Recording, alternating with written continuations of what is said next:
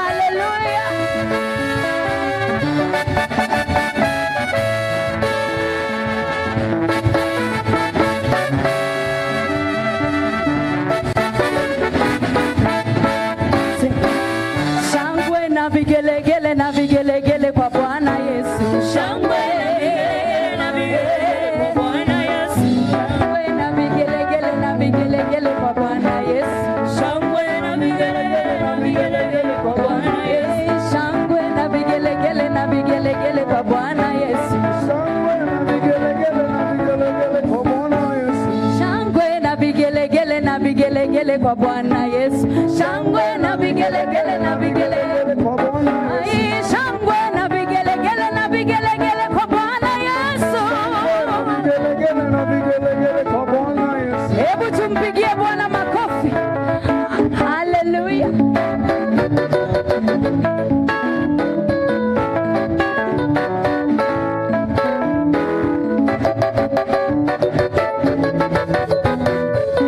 Shangwe na vigelegele kwa Bwana Yesu.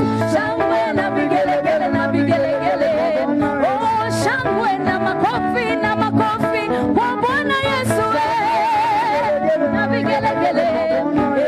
Shangwe na vifijo kwa Bwana Yesu. Shangwe na vigelegele kwa Bwana Yesu. Shangwe na vigelegele kwa Bwana Yesu. Shangwe na vigelegele kwa Bwana Yesu. Hebu tumpigie Bwana makofi.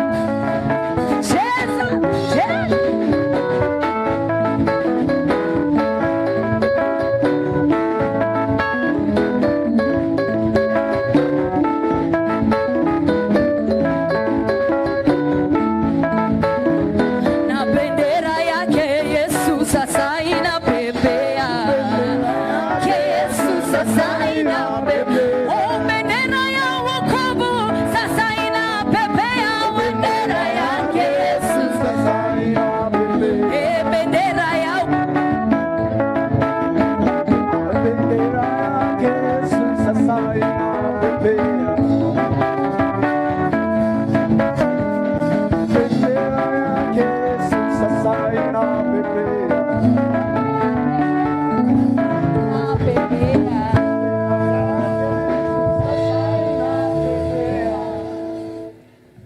Moderator.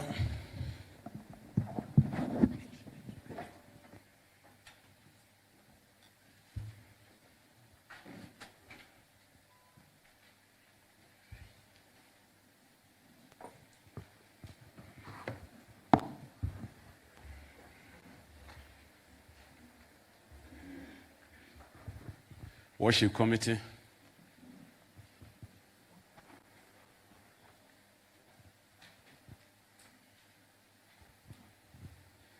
Tuamini na tuombe. Mungu wetu na Baba yetu, katika jina la Yesu Kristo tunakushukuru kwa sababu ya kipindi hicho tumeenda kupata chakula, na tunakushukuru kwa sababu ya kutuleta mahali hapa ili tuendelee na mkutano na kikao cha siku ya leo. Tunakushukuru Mfalme mwema, kwa maana umekuwa kiongozi wetu katika vikao zote tumekuwa nazo, na hata pia wakati huu tunakuamini kwamba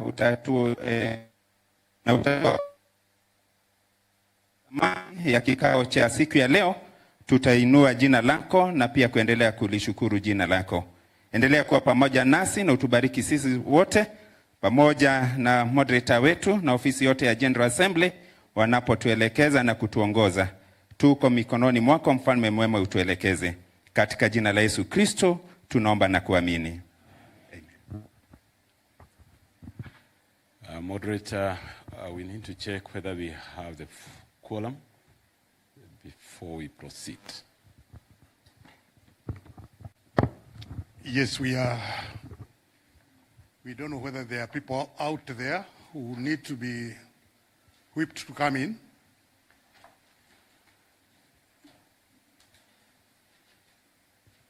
Do you see, where's your neighbor from your presbytery? Keganjo Presbytery, are you in the house? Keganjo. You are. You should be too. Where's your moderator? Go for him. Go for him. Joro.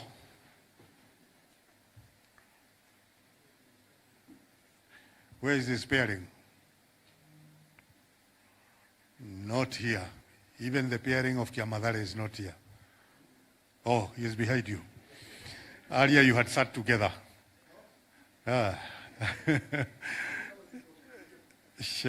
Shagoria Central. You are alone. Where is your pairing? Get him for us. Rongere. Minister. Tafuta yeye. Nairobi South. Huna elder. Tafuta yeye. Najua wale ambao wako mmoja mmoja. Nawaona. Kwa hivyo hata ni vizuri usimame kama unajua uko peke yako. Angalia mwenzako. Si unaona Imenti North wamejitabua? Kabla sijawafikia.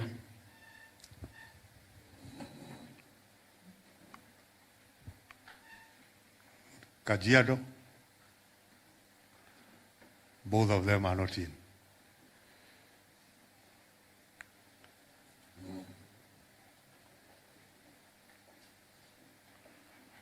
Nanyuki.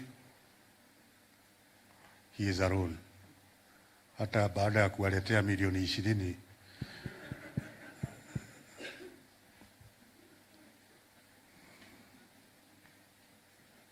Gatundu.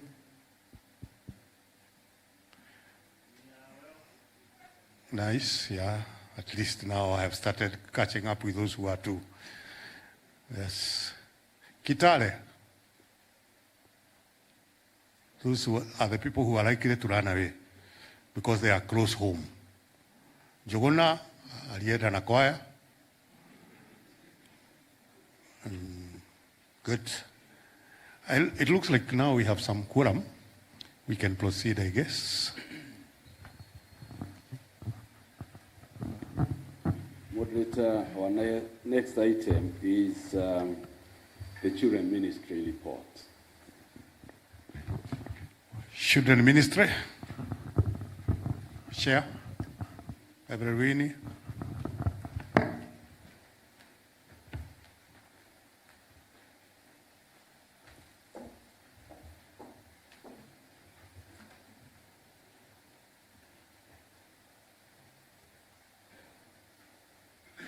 Moderator, Children Ministry report is document 4 in our dockets.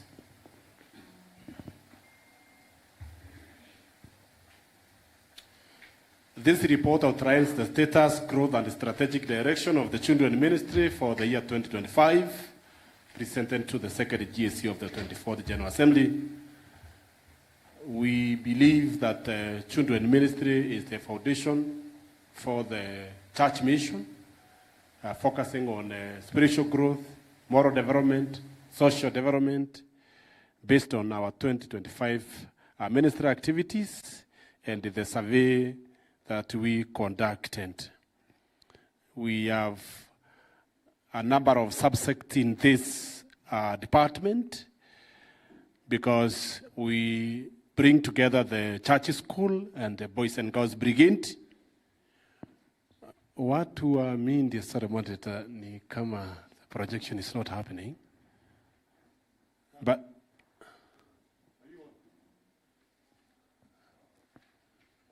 okay, wameanza kukuja pole pole. But we also have the docket with us. This department brings together the church school and Boys and Girls Brigade. And we have key projects under this department. We have our garment making factory at Ngenda. We have our PCA Shalom Academy. We have Shalom Teachers College. We have a house at Umoja. We have a land at Imbisil. And we have a plot at Thika.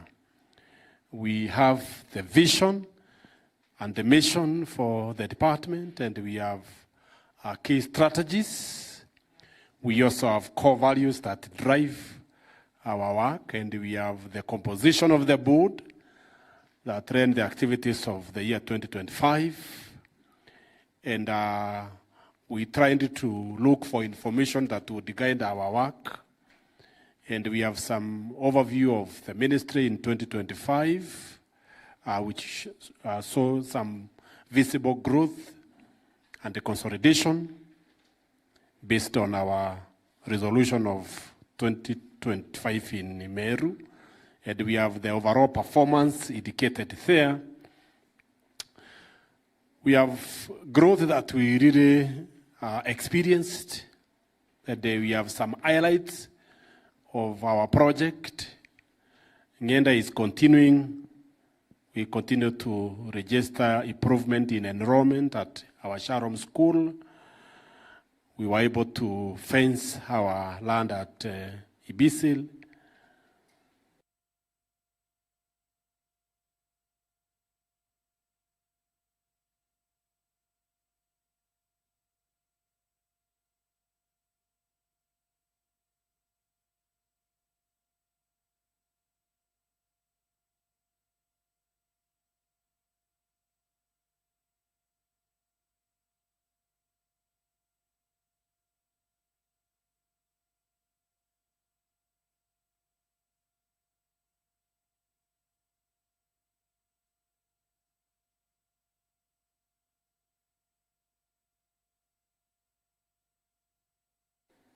And then to give and live according to its mandate. With those moderator, I wish to invite the chair of the board to give and live according to its mandate. With those moderator, I wish to invite the chair of the board to second the report through reading the conclusion. Thank you, moderator, sir. I wish to conclude the report by saying this.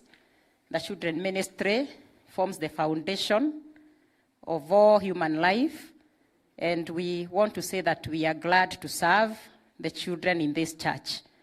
So Children Ministry continues to show strong growth and impact holistically towards children. Improved leadership and coordination has been observed in that year, and despite the challenges we have cited up there, we wish to say that the ministry is well positioned for greater expansion in 2026. This ministry calls for continued support, strategic investment. You have noted that we have investments in this ministry, and also unified collaboration. And with those few remarks, moderator, sir, I wish to second the report. Thank you. Give them a hand. We now invite questions in regard to the Children Ministry, if there are any.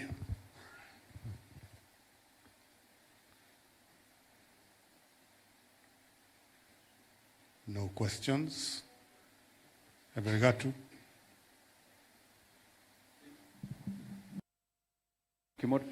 It may not be directly to the script of the report, but I think it's important. We have the two creeds happening in the church. We have the creed of the adult and the creed of the children. Although it's not in the report, I think we may need the department to clarify whether it's a creed that we should all embrace. Okay, the children creed.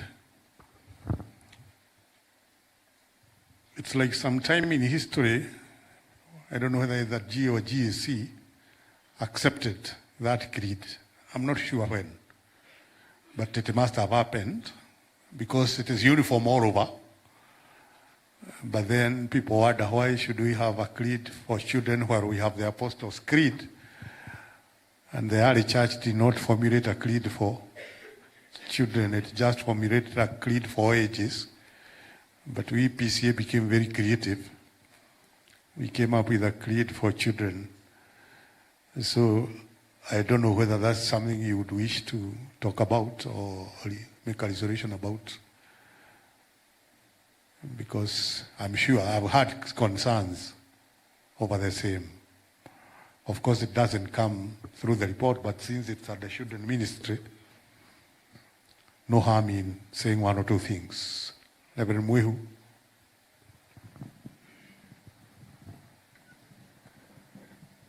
Thank you, Moderator. It's a question of concern, Moderator, because even the content of the creed, well, we know that historically creeds were formulated to answer deep theological questions. That creed does not answer any question, did not arise out of any controversy. It even begs a question when we tell children to say that, I believe that when I repent my sins, he will forgive me. Does salvation come from forgiveness or faith in Christ? So I think it's even contradictory at some point. It's my proposal, Moderator, that we drop it and teach our children the Apostles' Creed.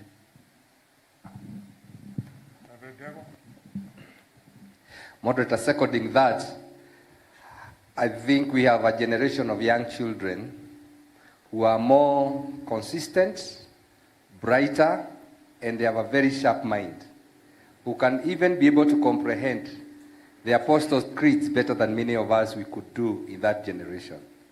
The biggest challenge is sometimes we are indoctrinating our children or putting those things to our children without first all of us sitting down and asking ourselves, does this add any value to our children? For me, I believe that we should drop that children creed, because the creed that we have, they'll ask ourselves, when do they stop becoming children and now start learning the Apostles' Creed? I think they should have started the Apostles' Creed from the beginning. I think it was a misstep for all of us at that time. Yes, Dr. Karemi.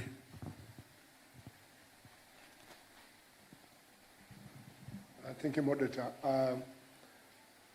I also get a challenge when it comes to the children's creed, and especially because it seems confined to certain areas of this church.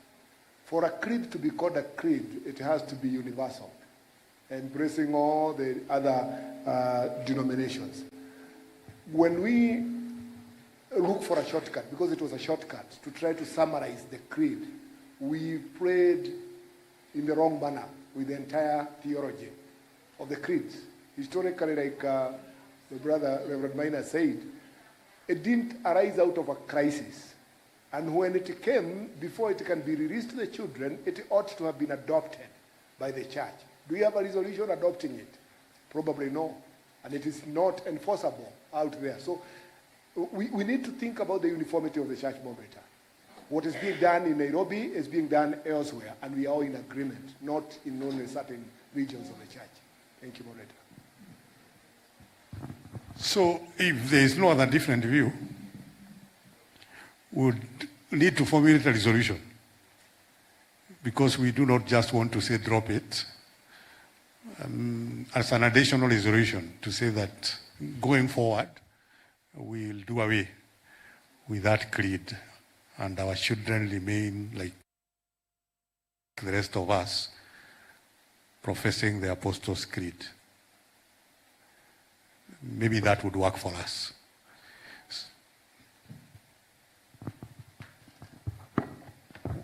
Moderator, as I support the sentiments that have been brought, because they are very valid, probably I would wish that, because it is a matter of not only the children ministry, but the entire church. So when we are discussing it, we are discussing a matter of the entire church.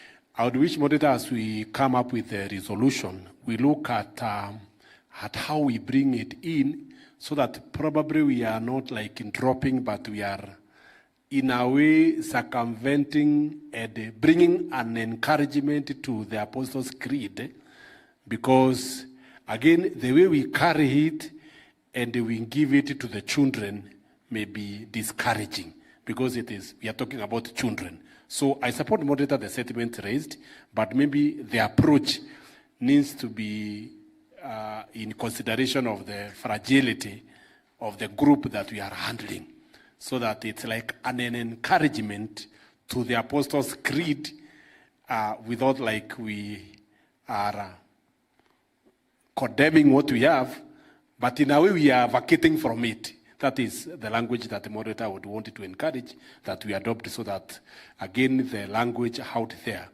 becomes a very user-friendly language. Because I'm imagining in some of our, even the vernaculars, we do not have that creed, and even to translate it would be still a challenge. So the views are right, but moderator, we need to think of sensitivity of how we drive to that resolution. Thank you, moderator. So, would we frame a resolution for it? Are there people who can do that? So we first handle the resolutions that are there, and then have it as an addition.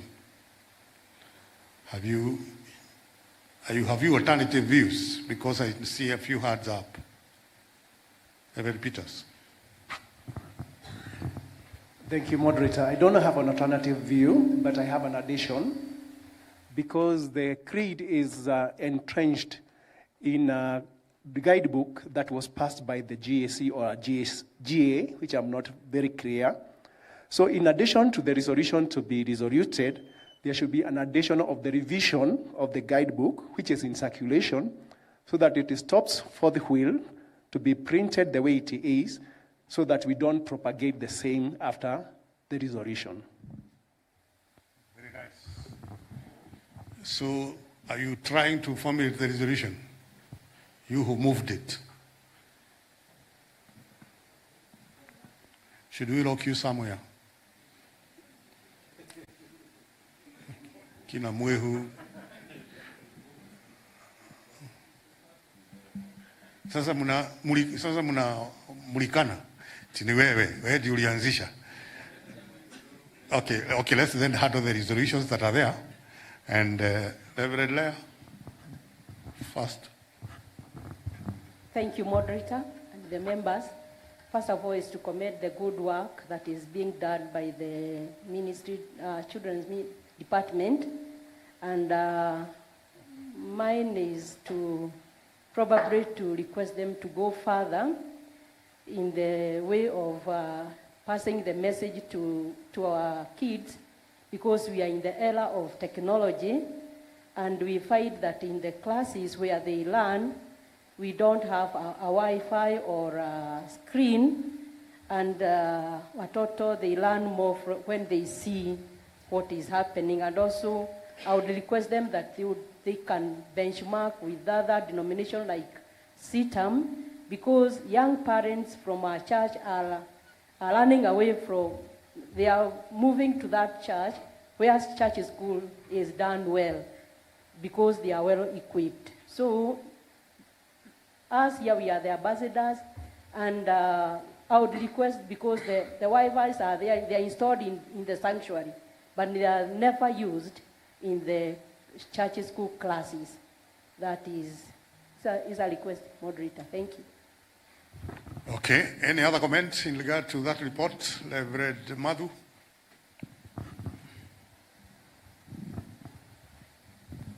Thank you, moderator. and the GAC. Mine is a comment on the challenge that we experience between the church school teachers and the brigade officers. I don't know how we can come up with modalities into which we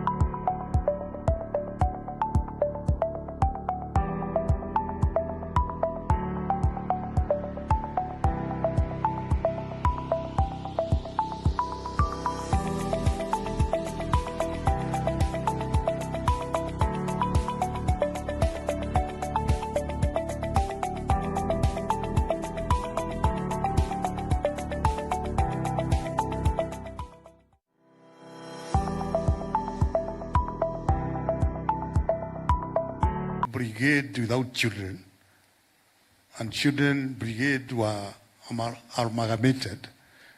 I think that was done, and that should be the practice. Reverend Peters. Maybe just an information moderator to the member.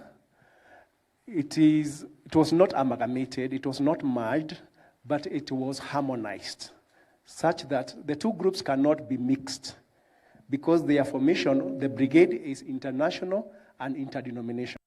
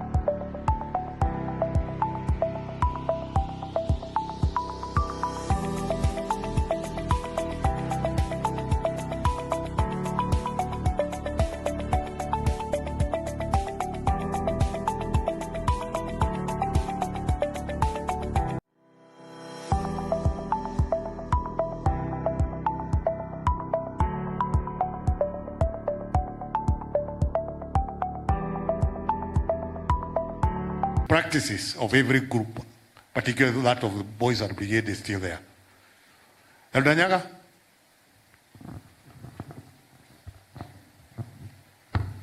Thank you, moderator, and the GAC. Mine is just a comment on the investments of the children's ministry. One of the investments that was shown there is the garment factory at Ngenda.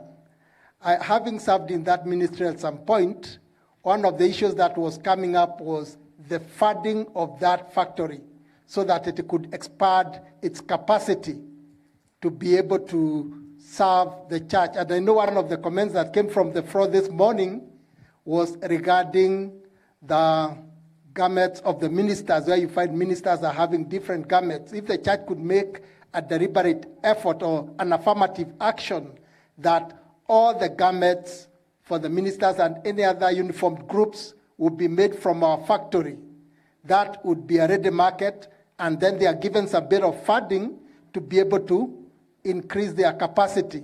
I think those are low-hanging fruits, and the return on investment could be instant, as opposed to the mega projects that the church is having, whose return on investment is quite low. Thank you. Okay. We can now have the resolutions.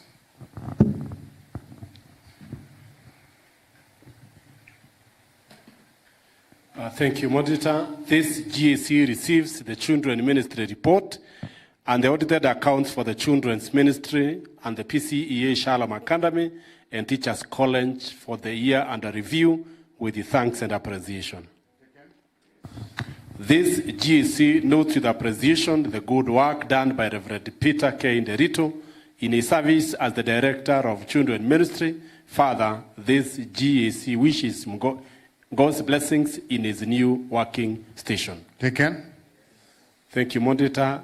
Maybe the other one has been done. Okay, let's hear it if it's ready.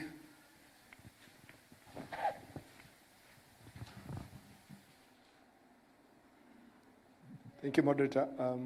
Just a final thing on something here. This GAC notes with concern the use of the so-called children's creed within the church. Yes, because it's not a creed. So-called children's creed within the church, which is not adequately anchored in the Reformed faith and falls short of the standards of historical creeds.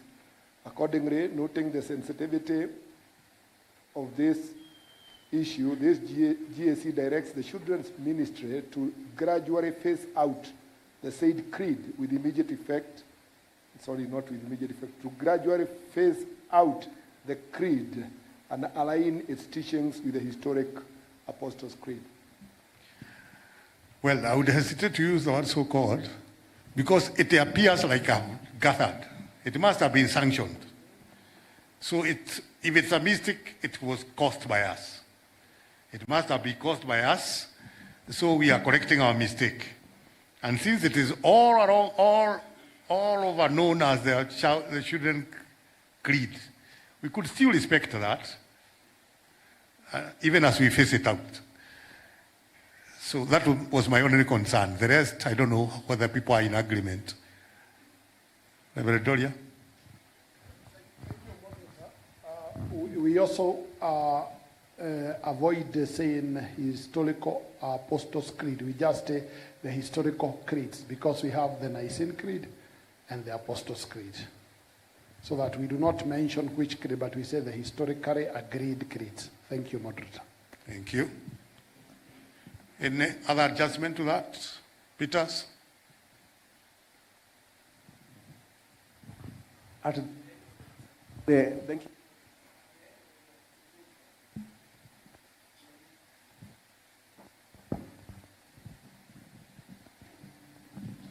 At the end of the, there is a suggestion as if the children ministry have a room of edifying it. Let that room not be there. Can you then present it as adjusted?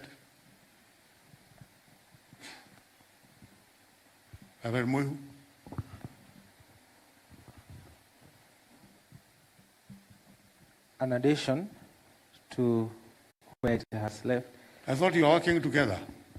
Yes, I just wanted to point out that instead of writing the agreed creeds, he can point out that emphasis to use the creeds as stated in the Article 2 of our Constitution. Fine. Is the heart there? At the back?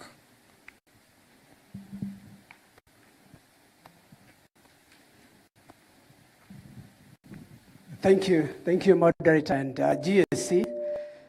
For me, there is, I don't know whether I'm going to derail from exactly what Reverend Ndoria has said, but for me, I would like maybe to propose this, that this GSC, having reviewed the Children's Creed, hereby resolves to phase out the Children's Creed in all children's services and programs. Still an addition to what is being formulated.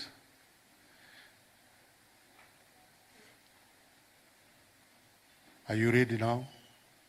Try. Thank you, Moderator. This GAC notes with concern the use of the referred Children's Creed within the church. which is not adequately anchored in the Reformed faith and falls short of the standards of historical creeds. Accordingly, noting the sensitivity of this matter, this GAC directs the Children's Ministry to gradually phase out the said creed and align its teachings with the historic creeds. Gradually, what do we exactly mean? Aren't we enforcing this right away? Moderator, because of it involves the children, if we say to the children, suddenly stop it, it may not be that easy. We can give a timeline, but I don't think it would be right to say with immediate effect when we are dealing with the children. It's sensitive. Why don't we stop at saying it's removed and leave the people now to learn to swim while they're in the water? A great moderator. Yes, instead of saying gradually, because some may even keep it for longer, and in the course of time, the resolution is forgotten. So I think it's good to enforce it as it is. Okay, I think that's done now. Reverend Karaja? Moderator, I think about this resolution that was in the PCMF replacing the director. Probably you also need to have it in all the standing committees so that they have that replacement. Because it's important to have those substantive directors, those positions filled up.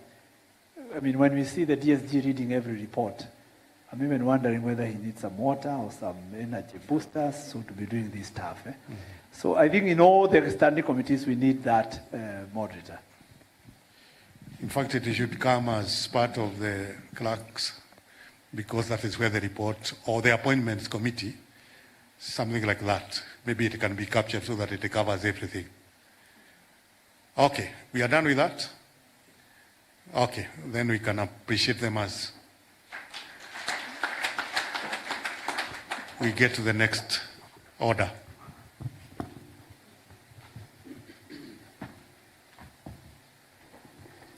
Moderator, our next report is the report of the Women's Guild.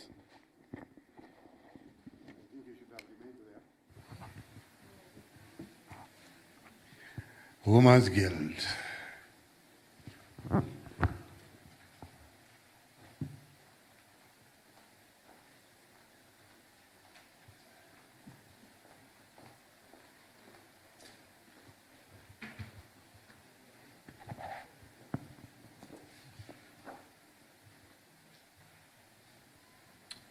Thank you, Moderator. Women's Guild report is document 8 in our docket.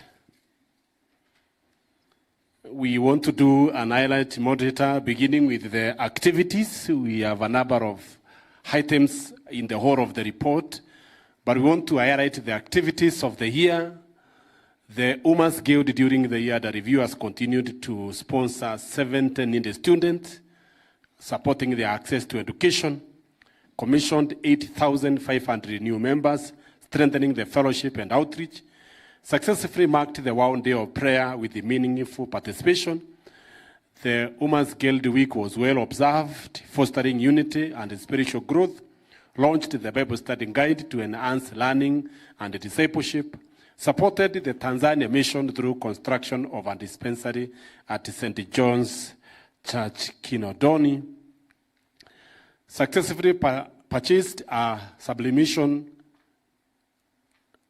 equipment to support operations in partnership with the Children Ministry, and the machine is already installed at Ngenda.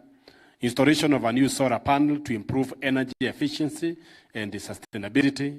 Expansion of the restaurant through a new extension to enhance capacity and service delivery. Of course, like any other department, we had some challenges, limited opportunities to meet because of our resolution at Meru that dealt away with the capacity building programs. Of course, that also comes with the financial restraint to implement the Women's Guild program. But we still have future plans, Moderator, to provide a platform where members can meet exchange ideas and build capacity, because today we have the benefit of technology. Continue to source for funds, for scholarships to support needy students in higher education, to fence our plot at Roiru, and continue with the mentorship program guide and empowerment. We want really to appreciate sincerely and thank God for his guidance and faithfulness throughout this journey. We also extend our heartfelt gratitude to the officers of the General Assembly for their unwavering support, and the entire church for the support that we have continued to receive. I want to invite our chair to make a remark and do the seconding. Moderator, sir, and the committee, the Women's Guild is very grateful for your support and for the far that the Lord has brought us. We want to confirm that the sublimation machine is in use and it is housed at Ngenda. With those few comments, I second the report. Thanks. Clap for them. Questions?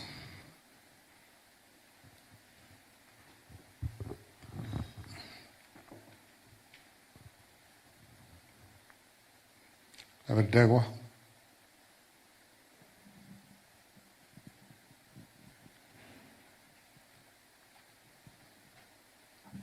Moderator, sir, I don't want to preempt the moderator's report, but in your report you had suggested the issue of the Women's Guild hard scarf in terms of putting.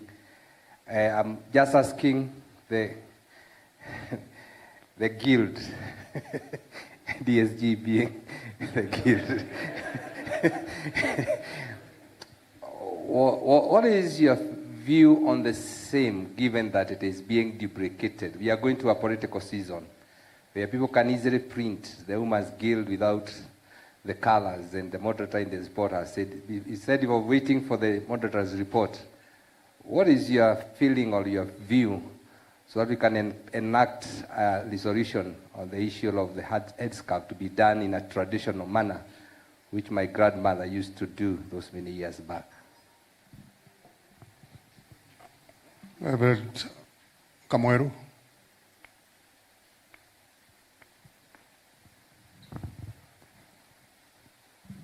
Thank you, Moderator and the Assembly.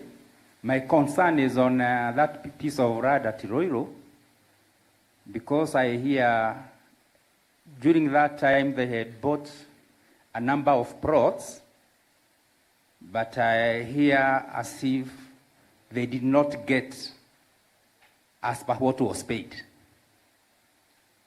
So maybe clarification.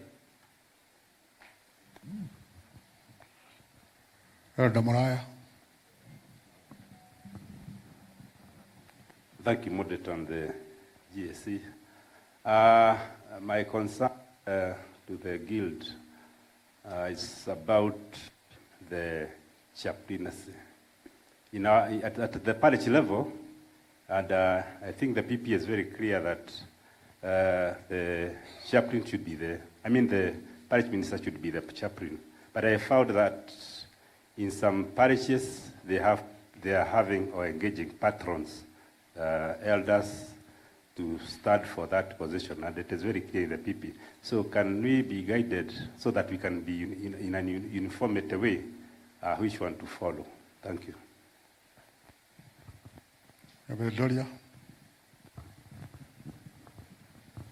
Thank you, Moderator and the GAC. My question is on projects that led by the regions. The regions had rental properties. Nairobi, the National Women's Guild had a project at Isiri. Who lands those projects, and where do the accounts come in? Thank you, Moderator. Answers.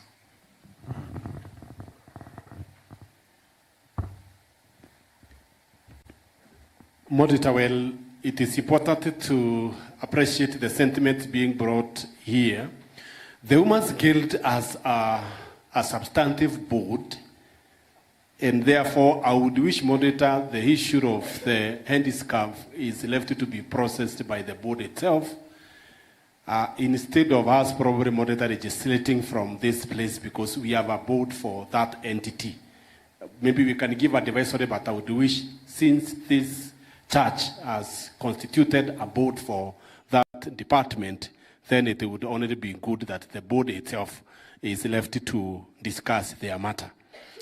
I am not very sure about the issue raised by the member about the rural plot, but moderator would want to assure this GAC that the matter of the rural plot is under the discussion of the board. I have recently visited that plot and it is there. Maybe what he is saying about the size that was bought and the size that was received, unless maybe he has information that he can share with us, because he is also saying that he is feeling like, so we may not be able to substantiate, but the Women's Guild have a plot, at almost 2.8 acre plot at Roiro. The constitution of the PCEA stands in matters chaplaining of the Women's Guild, but probably where the minister would be having a number of responsibilities and he would want to have the pastoral care of the Women's Guild to continue, I don't think there would be a problem of having a member of the session to be supporting and acting as the patron of the Women's Guild, so that again they do not miss that space of the minister in case the minister is not always available. But the constitution still stands. Moderator, we still have to continue resolving the issues of the project. A number of the projects that were at the region level were taken over by the regions, but particularly the issue being brought about the ECD plot, we are in an advanced stage negotiating with the ECD parish, because they have brought some interest in owning that plot, and the processes of discussion are being handled by the Women's Guild and the session of ECD through the presbytery, so that that plot can be put into better use by the Women's Guild at ECD. Thank you, moderator. Yes, the questions are answered. I remember sitting in the Women's Guild board as a chaplain, and the issue of the headscarf came up. And it's like we lacked a tool of how to engage, because it was a concern about how the headscarf was getting abused. Not really the Women's Guild's headscarf, but the color, the blue color, how it was becoming a uniform for many other groups. So it was a concern discussed at that level, I remember. I guess the chair here was there. And you remember even when we came to change the age, which was a matter that required some adjustment, it came from us. So if we find it something we can adjust, there would be no harm, because it's a matter of great concern to the entire church. We are done with the questions, so are there comments? Thank you very much, moderator and the business committee, in appreciating the very good work that is being done by the Women's Guild, especially at the national level, and also the good work that is happening in Woolgate Hotel, because that's where I come from. We want to encourage our members to, especially the Women's Guild, to encourage their members to come to their own, because sometimes we find even members of Women's Guild going to other facilities within, which are sometimes even more expensive, and that one derails the vision and the mission that the Women's Guild had. So I would like us to encourage them to use the facility, and all of us, because actually it has really modernized, and currently is one of the best hotels around. Thank you, moderator, sir. Reverend Peters. Thank you.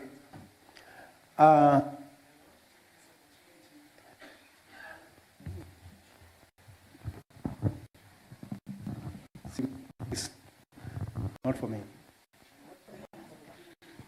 Looks like the spot where you're starting is no network. To thank the Women's Guild for the good work it's doing. Maybe it was not very clear to most of us what the sublimation machine is about. The sublimation machine is the one meant to print those headscarves for the Women's Guild. So it has been costing the department a lot of millions to get the material of the items outside the country. But now they will be able to supply them from within and within the institution of the church. Therefore, it is a great recommendation. If the machine is not purely for the headscarf, it can print any other garment as long as it is well designed to fit the situation. Thank you, Moderator. Thank you. We can get to the resolutions.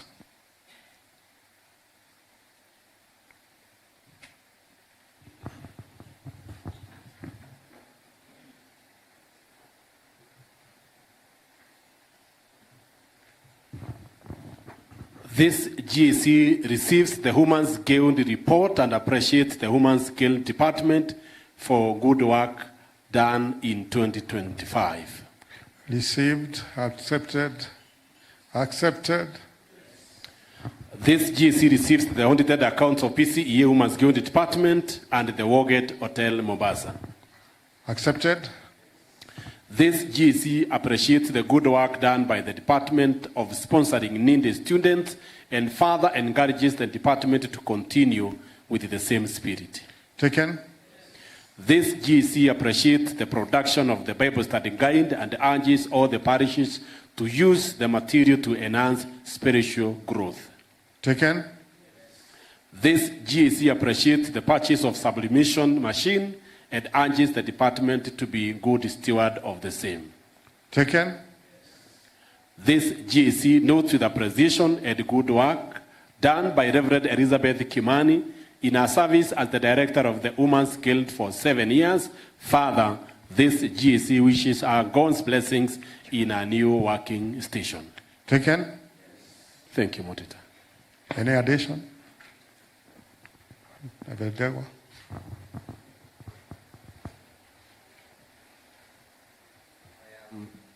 I am aware that this is a very sensitive matter, but let me try it. This GAC, having considered the historic, ecclesiastical, and symbolic significance of the blue headscarf within the Women's Guild, and noting with concern its misrepresentation and improper use by other denominations, hereby directs that the headscarf shall be worn strictly in the original, approved traditional manner, with the prescribed color clearly visible, so as we can preserve its identity and its heritage. The committee working on the moderator's report has anything of that sort. Could we have a leakage? Is it possible to come? It's a possibility. Of course, we don't take additional resolutions from the moderator's report, but possibly then you could try and engage them. Try and engage them and whisper to them. They might just hear you. Okay, so any other?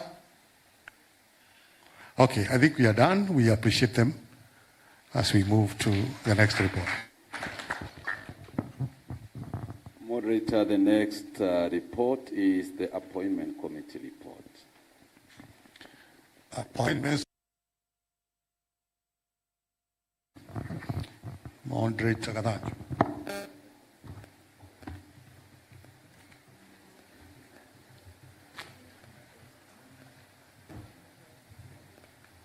Moderator Gadaju.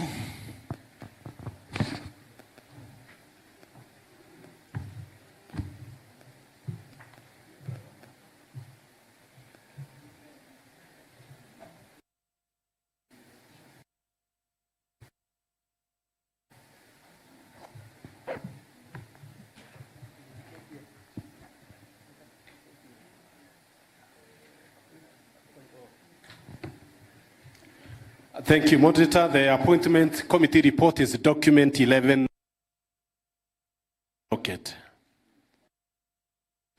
The appointment committee is an arm of the General Assembly with the responsibility of posting ministers within presbyteries and institutions, having circumstances of their concerns and the need of the church as a whole. The committee is also charged with the responsibility to post theological students to parishes for the year of practical training, having regard to the facilities available for such training in the presbyteries concerned and the particular need of the student themselves. During the year under review, the committee held 3 meetings. One was virtual, dates are shown there.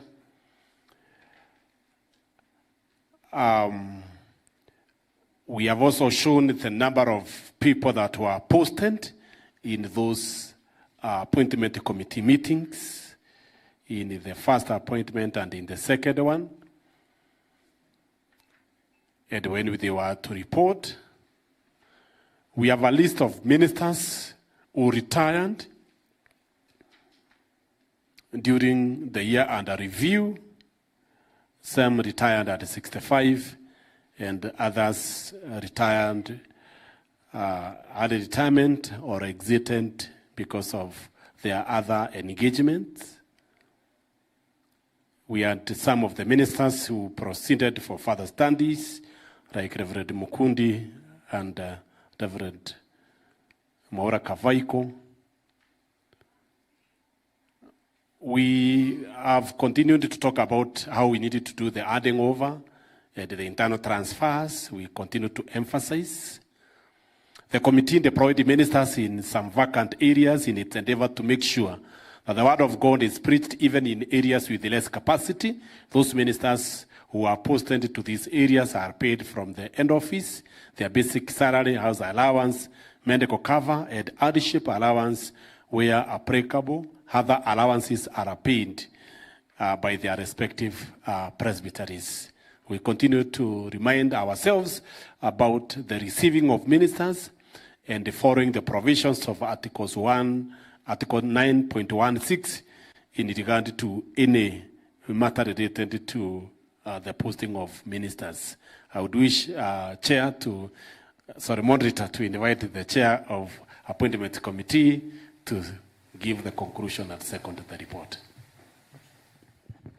In seconding the report, this appointments committee appreciates that in the year under review, presbyteries continue to be supportive to the appointments committee by releasing transferred personnel and receiving new ones. Presbyteries also need to be acclaimed for the way they have also sacrificed greatly to take care of vacant stations even over long periods. We thank the presbytery for that support, and with those words, I second the report. Thank you for a very, very clear report. Questions? Questions? Any question? Yes, Reverend Megwe. Thank you, and the GAC. Question is on the chaplains that were ordained recently and tent makers, and taking into consideration that some of them work far away from the presbyteries that they were customized to. For example, in Loiro you have one who is working in Nakuru. I'm asking whether it is possible for the appointment to appoint those chaplains within the presbyteries where they can be beneficial in their working stations. Any other question? Yes, Reverend Gachwe. Thank you, Moderator Sir. My question concerns the replacement or recruitment and of those directors who are in the head office. We have dealt with this before, but we need clarity from the appointments, whether it should be recruitment or replacement of those who are in the head office, because the need is there, especially when we see Reverend Mbai answering every question concerning every director. Okay, last one. Yes, last one. Yes. Elder, yeah. Thank you, Moderator. My question relates to the recruitment of the minister, like when we hold the interviews for the whole ministry.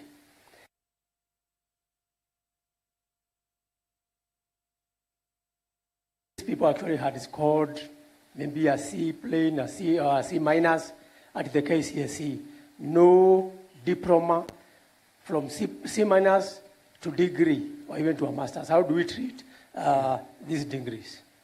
Okay, answers.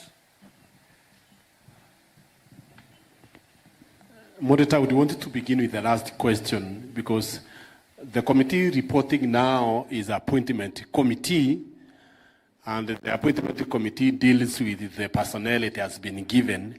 That question, Moderator, would have worked better if it came in the training committee, because that is where it falls. The appointment committee may not be able to know the matter that has been asked, Moderator. On the matter of the tent makers and the chaplains working far away from where they were recruited from, remember that these clergy are not staff of the church.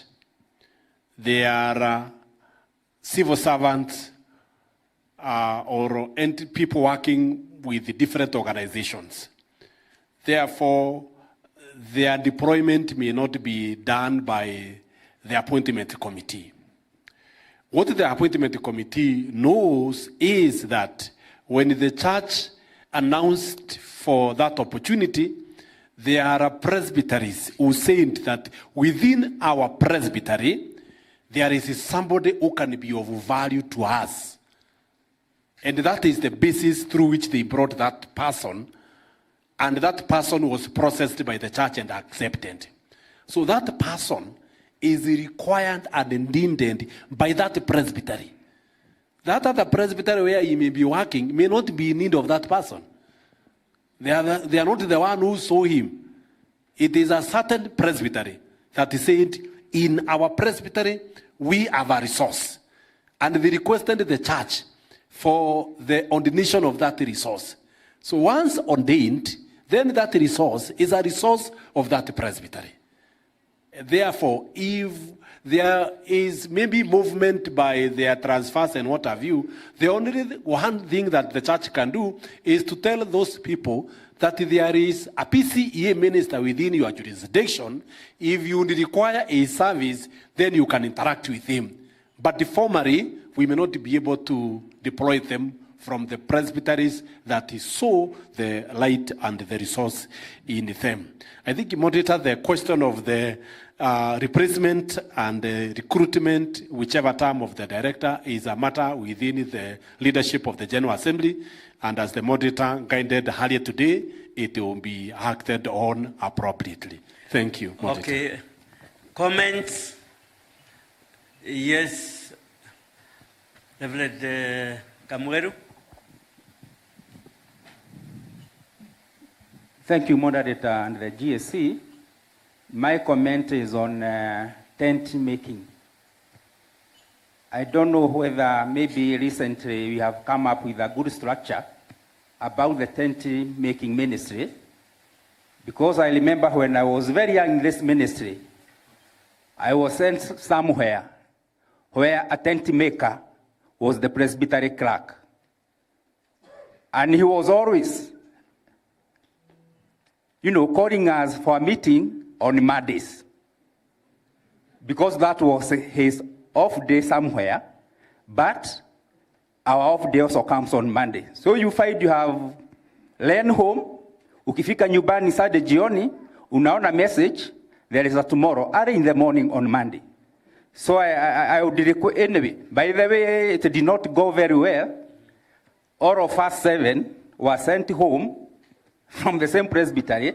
So I think we should have some structures to know exactly at what level can the tent-making ministry, those ministers, can go within a presbytery, because I also believe they are supposed to be, but can they hold an office in the presbytery? Okay, another yes comment, Reverend Moses.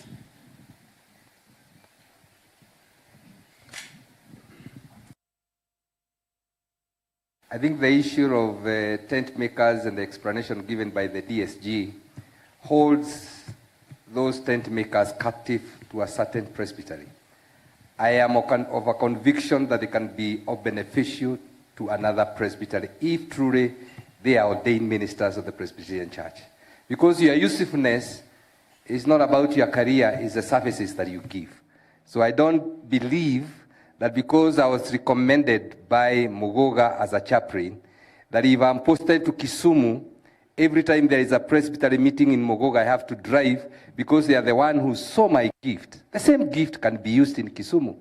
So I think that explanation that we have to hold these tent makers to the presbytery that recommended them is making them slaves to this church. We need to have a policy system that allows them to make a request either to the appointment or maybe to the office of the Secretary General saying that have been moved. Let me give an example. If the magistrate who was here is posted in Meru, does she need to travel every time for a meeting in Gatondo? Doesn't make sense, Moderator, sir. That's things to be reviewed so that we can release them and feel comfortable to serve in the church as chaplains. Okay, Bwana Engineer. Moderator, sir, and the court, my concern is on the departmental directors, and particularly because of the crisis in the House. Possibly we need to have a policy in terms of recruitment so that the scheduling and being in office is something that will not be off, such that this kind of impasse where maybe the DSG is actually carrying the whole load may not suffice maybe at some other stage. So we need a policy on recruitment and replacement. Thank you. Kasisi. Thank you, Moderator. I'm going back to the same issue of the tent makers. When we recruited and reinstated the office of the tent maker after a long time in the church, there was a circular that said that tent makers should not be paired. They should not have a vote in the presbytery, if I'm not wrong. But it's about pairing that I want to mention. Tent makers, if not paired in the presbytery, yet the Constitution says that at the General Assembly we should have a third of non-parochial ministers, meaning that a tent maker, the non-parochial minister, can be paired to come and have a voice and vote at the General Assembly. Why not at the presbytery? So, Moderator, I tend to think this is a little bit confusing. Mm-hmm. In the past, when we had tent makers, who are now almost all of them retired, they all had a voice and vote in presbyteries. And they were paired. So why do we discriminate at this juncture? And then how does the presbytery handle the situation, like now next year we are coming to the GA where a third of the non-parochial ministers are supposed to be there, paired with a voice and vote. Mm-hmm. Okay, the elder in front of you. Thank you, Moderator. Mine is a concern and which should touch on restructuring. We have quite some departments or these departments merging into one another. And sometimes I don't think they may have enough work. It's like writing a sentence, you have a comma, you are told to look for the second comma outside there, and then a full stop around the corner. This appointment and recruitment, to me, can be handled in a single department. And then even the departments, there is a way they can be merged so that each director has enough work. So that I do not that I know how much work there is. probably Ms. Reverend, our DSG can tell us. But if he has been able to handle them up to that point, it means that it is not extremely out of the way we can be handled by just a fewer people, other than taking 11 or 12 directors who will come to the office on a daily basis, Monday to Friday, and they may not have enough work, according to me, managing, and even that. Then this one is not directly to the appointment. But I want to say that even the front bench, the GA office, you know, the way it is constituted does not give us the parity that we should have. Yes, because we should have maybe one or two elders, not by getting away the ministers, but maybe even by expanding. And that calls for a change in the constitution so that there are two that can give a different opinion from the current people. From the tie. The tie shouldn't be, we should have two ties there and three chorus. Okay. And also she is complaining, she is saying not only ties, probably and dress, but these days we find them in trousers. Okay. Okay. Last one, Megwe, the last one. Yes. Moderator and the GAC. Maybe a comment on the departmental heads. Probably the appointment committee can think of when it appoints the departmental heads, whether they can be stationed in some parishes near the secretariat, whereby they can still be serving as parish ministers and still work in their departments. And I think that's a suggestion to the appointment committee. Okay, resolutions. Before the resolutions, the chair of the committee would want to make a comment. Okay. Thank you. In response to comments made, maybe it's good to clarify that a policy was developed in regard to tent makers. And you remember it took time, even before we finalized the recruitment. We first developed a policy. So by the time the recruitment was done, a policy was in place, and tent makers should be paired in the presbyteries. That's what the policy states. They should be paired in the presbytery by, of course, elders. And two, they are members of that presbytery.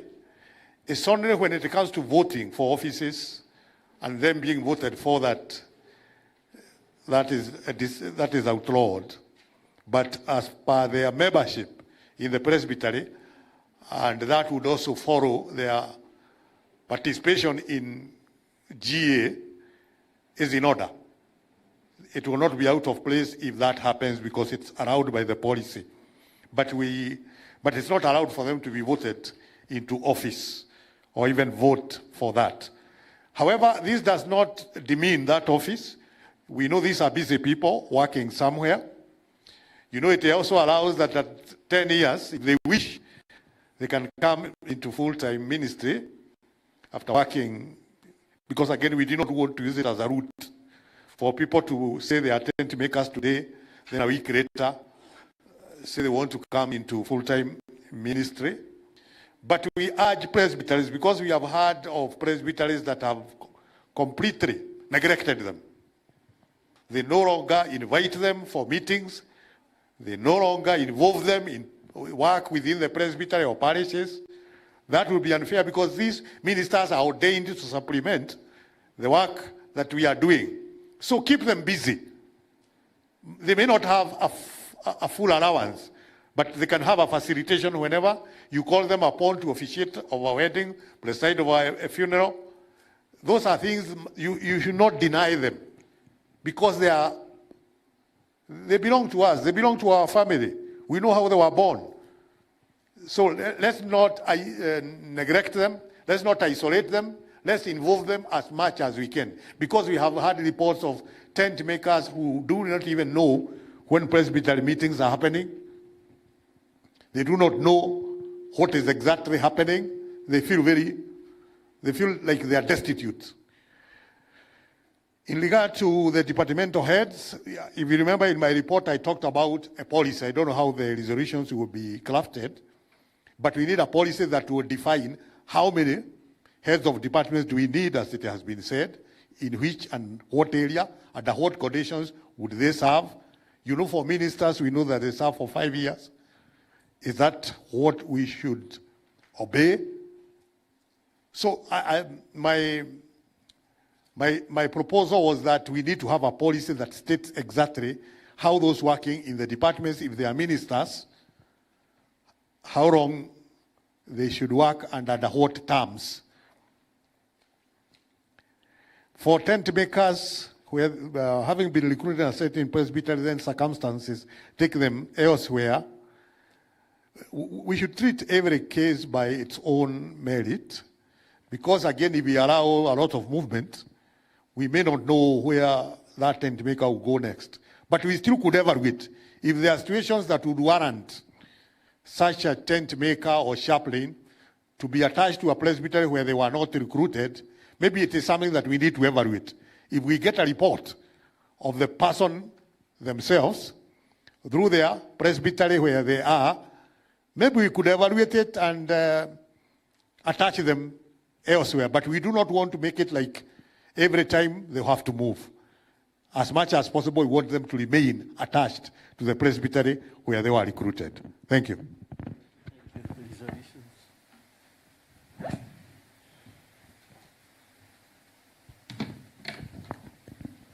Moderator, this GAC receives the report of the appointment committee with thanks.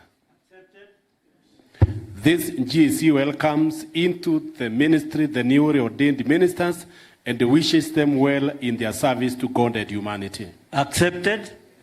This GAC notes with appreciation deployment of ministers to mission areas and urges the committee to continue with the same until all mission areas have ministers. Accepted. This GAC reiterates the need of the presbyteries to receive ministers and release those already sent by this committee. Accepted. This GAC extends its gratitude to ministers who have served the church faithfully and with dedication and who have now retired honorably. Further, wishes them God's blessings in their retirement. Accepted. Any additional? Yes, Reverend Doria. Thank you, Moderator and the GAC.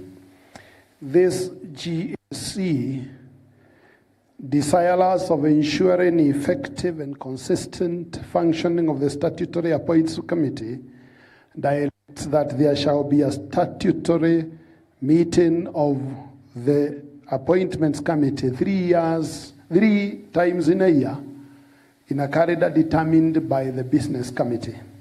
However, the secretary, in consultation with the chairperson, can call for special meetings. Is that clear? Can you repeat it? Okay, let me repeat it. Yes. And maybe I could explain. I'm trying to say that we should have statutory meetings with a calendar decided, so that we don't expect a meeting in October, then it happens in early December. So we want to say okay, that then read now. Now I read. This GAC desires of ensuring the effective and consistent functioning of the statutory appointment committee directs that there shall be 3 meetings of the appointment every calendar year. However, the secretary, in consultation with the chairperson, may call for a special appointment committee meeting. Thank you. Accepted? No? Yes? Why? Okay. Goja, Reverend Camuero. Moderator. before we pass that resolution, appointment committee is a standing committee of the General Assembly with a constitution. Making that resolution would be amending the constitution in the floor of the GAC. Moderator. And I think appointment is managerial from the office of the General Assembly. They find the necessity and the issue, emerging issues, whether urgent, accident, or such. I don't know whether I'm late. Okay. Just an addition. Okay, addition. Yeah, Moderator, sir, I think also appointment is informed by other factors. We have students at times who leave school in May, others leave in September. Yeah. If we say they wait, then we will be long to have a calendar of events for the appointment. Yes. They should meet when it is necessary. Okay, any addition, Pana Engineer? Thank you, Moderator, sir. This GAC instructs the appointment committee to put in place a policy framework for appointment and recruitment of departmental directors to avoid burdening of the secretariat with responsibilities outside their jurisdiction. I think it has been explained by the moderator severally. It has been explained severally. I will withdraw that, sir. Okay, thank you. Any other last one? Okay. Last one now. Thank you, Moderator. This GAC, noting some disparities in the office of the tent-making ministry, reiterates that the tent-making ministers be bona fide members of presbyteries, paired and with voice and vote. Has it not been explained by the moderator?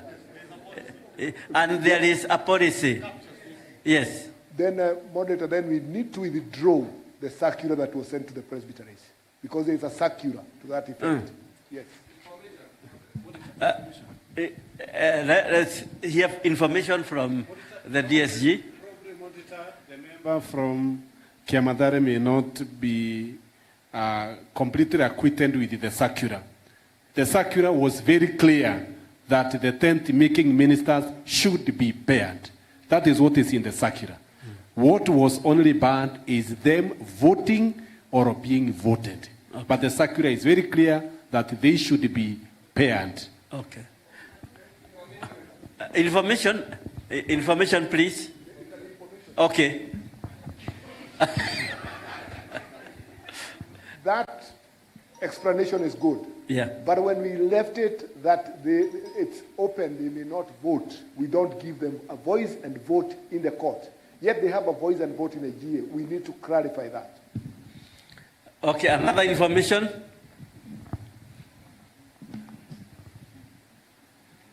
Moderator, sir, as you see it, the chairman of the appointment committee gave a pastoral advice, not administrative. So it was very clear what he was saying. We are making it more administrative. That the tent makers have to be paired. They can vote. You can say they cannot be voted, but they can vote. The voice is the vote. Okay. The voice is not sitting in the presbytery. The voice is a vote. If you don't have a vote, you don't have a voice. So we cannot deny them a vote. Then you are denying them a voice. So we are grateful that our church father gave a pastoral, but we can make it more administrative. They have a vote, though they cannot be voted. Okay, can we appreciate the chair and can we appreciate them better? Yeah, thank you. Thank you very much.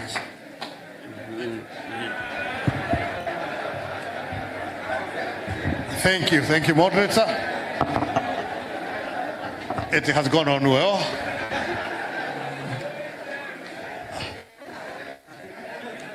They are saying I'll give you another round. Thank you. Thank you, Moderator. Our next item is the Finance Committee meeting. Finance Committee report.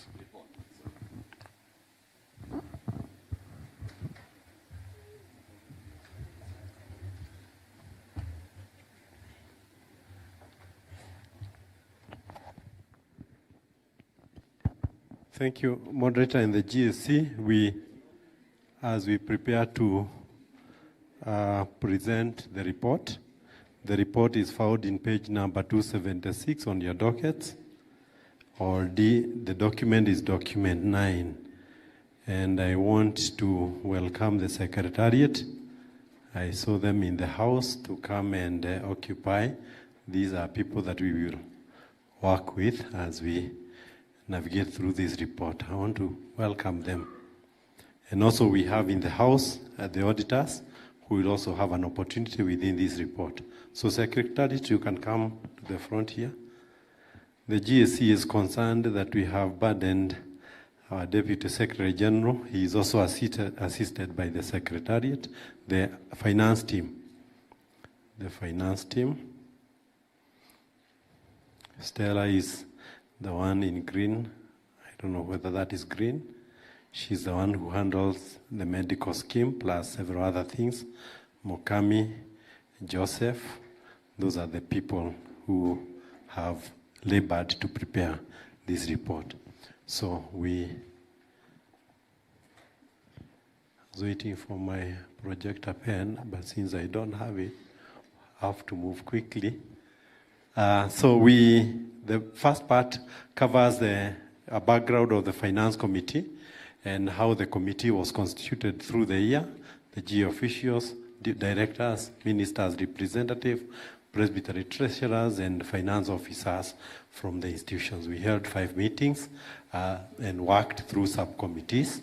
That was majorly 3, the executive with the regional treasurers, the compliance, and then the performance committee. And the committees guided the financial operations of the church and developed 22 policies to guide the church affairs. We go to the next. There is a mandate of the finance committee that is as per the PNP. We can go to the next slide.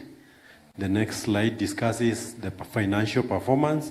Although this will be coming through the external auditors, we are grateful to God that through the year, we were able to raise 233 million through the MMF and 12.9 million through the other incomes, leading to a total of 246 million, which is lower slightly than the 250 million, 0.3 that was raised the previous year. And we note with appreciation that the presbyteries performed at 93%. So of the 233 that was raised through MMF, presbyteries performed at 93%, but the performance of the institution was worrying and poor at 27%. The next slide discusses the performance, the expenditure performance, and the auditors will be explaining this. These are part of the financial statements. You see the level at 2025 and the level at 2024 and the variance, and you notice that financial stewardship, or we can go to the next slide, which that human capital cost was 110 million against the 107 the previous year, which included clearance of salary arrears. We also had financial stewardship moved from 500,000 to 6 million, driven by the forensic audit costed us 3 million, and a workshop that we dealt with developing finance policies at 2.1 million. The next cost driver was the Training and Personnel Development Committee. Somebody has alluded that we have used up 16.2 million compared to 13.3 million the previous year. So those are the major cost drivers. You can go to the next slide. The statement of the financial position, also called the balance sheet. There are 2 things that we need to note in this, that the finance committee, the executive, carried out a cleanup of the books by removing all unsupported balances and also implementation of the GSC resolution on transfer of rental properties to the Presbyterian foundations. Therefore, rental assets worth 1.8 were moved from the books of the head office to the books of the Presbyterian foundation. And also leading to a decline in the balance sheet from 2.6 billion to 436 million in the current year. In addition, and this has also been reported elsewhere, the committee wrote off debts and in consultation with the business committee, wrote off debts amounting to 353 million from receivables at the head office accounts, and therefore this brought down the receivables, the asset code receivables from 728 million to 343 million in the accounts that we are presenting today. There are other issues that we are required by a resolution to provide money for the mission, and over the years the church has been challenged to provide sufficient resources to the mission.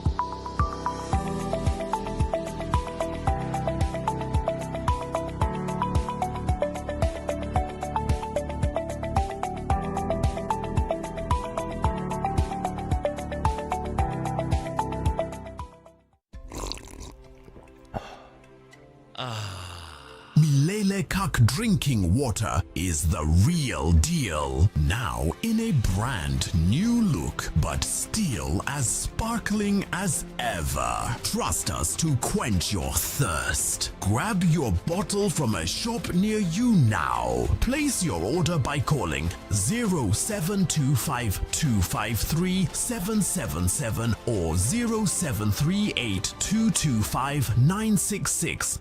Milele CAC drinking water. Drink fresh, feel Milele. Welcome to Mono Safaris Tours and Travel, where you discover hidden gems with our exclusive low season tours. Escape the crowds and experience the beauty of travel during the enchanting low season. We invite you to uncover unique destinations at unbeatable prices. Adventure awaits with Mono Safaris, Tours and Travel. Embrace the extraordinary during the low season. For more information, visit our website www.monosafaris.com or call us at 11504807 or email info@monosafaris.com. Mono Safaris, Tours and Travel. We are because we love what we do. Looking for a serene, affordable getaway in Mombasa? Welcome to Waget Hotel, a PCEA-owned destination where comfort meets value. Whether you're an individual, a family, or a group, Waget Hotel offers the perfect setting for rest, bonding, and fellowship. Enjoy our exclusive off-peak rates for PCEA church groups at just 2,500 shillings per person on half-board and 2,800 shillings per person on full board, inclusive of a complimentary conference hall. At Waget Hotel, we go further with special discounts, flexible packages, and rates designed with your convenience in mind. Experience genuine hospitality in a quiet, serene environment, the perfect place to relax, connect, and create lasting memories with your family and team. For reservations, call 0722 209 796 or WhatsApp 0731 209 796. Waget Hotel, your home away from home in Mombasa.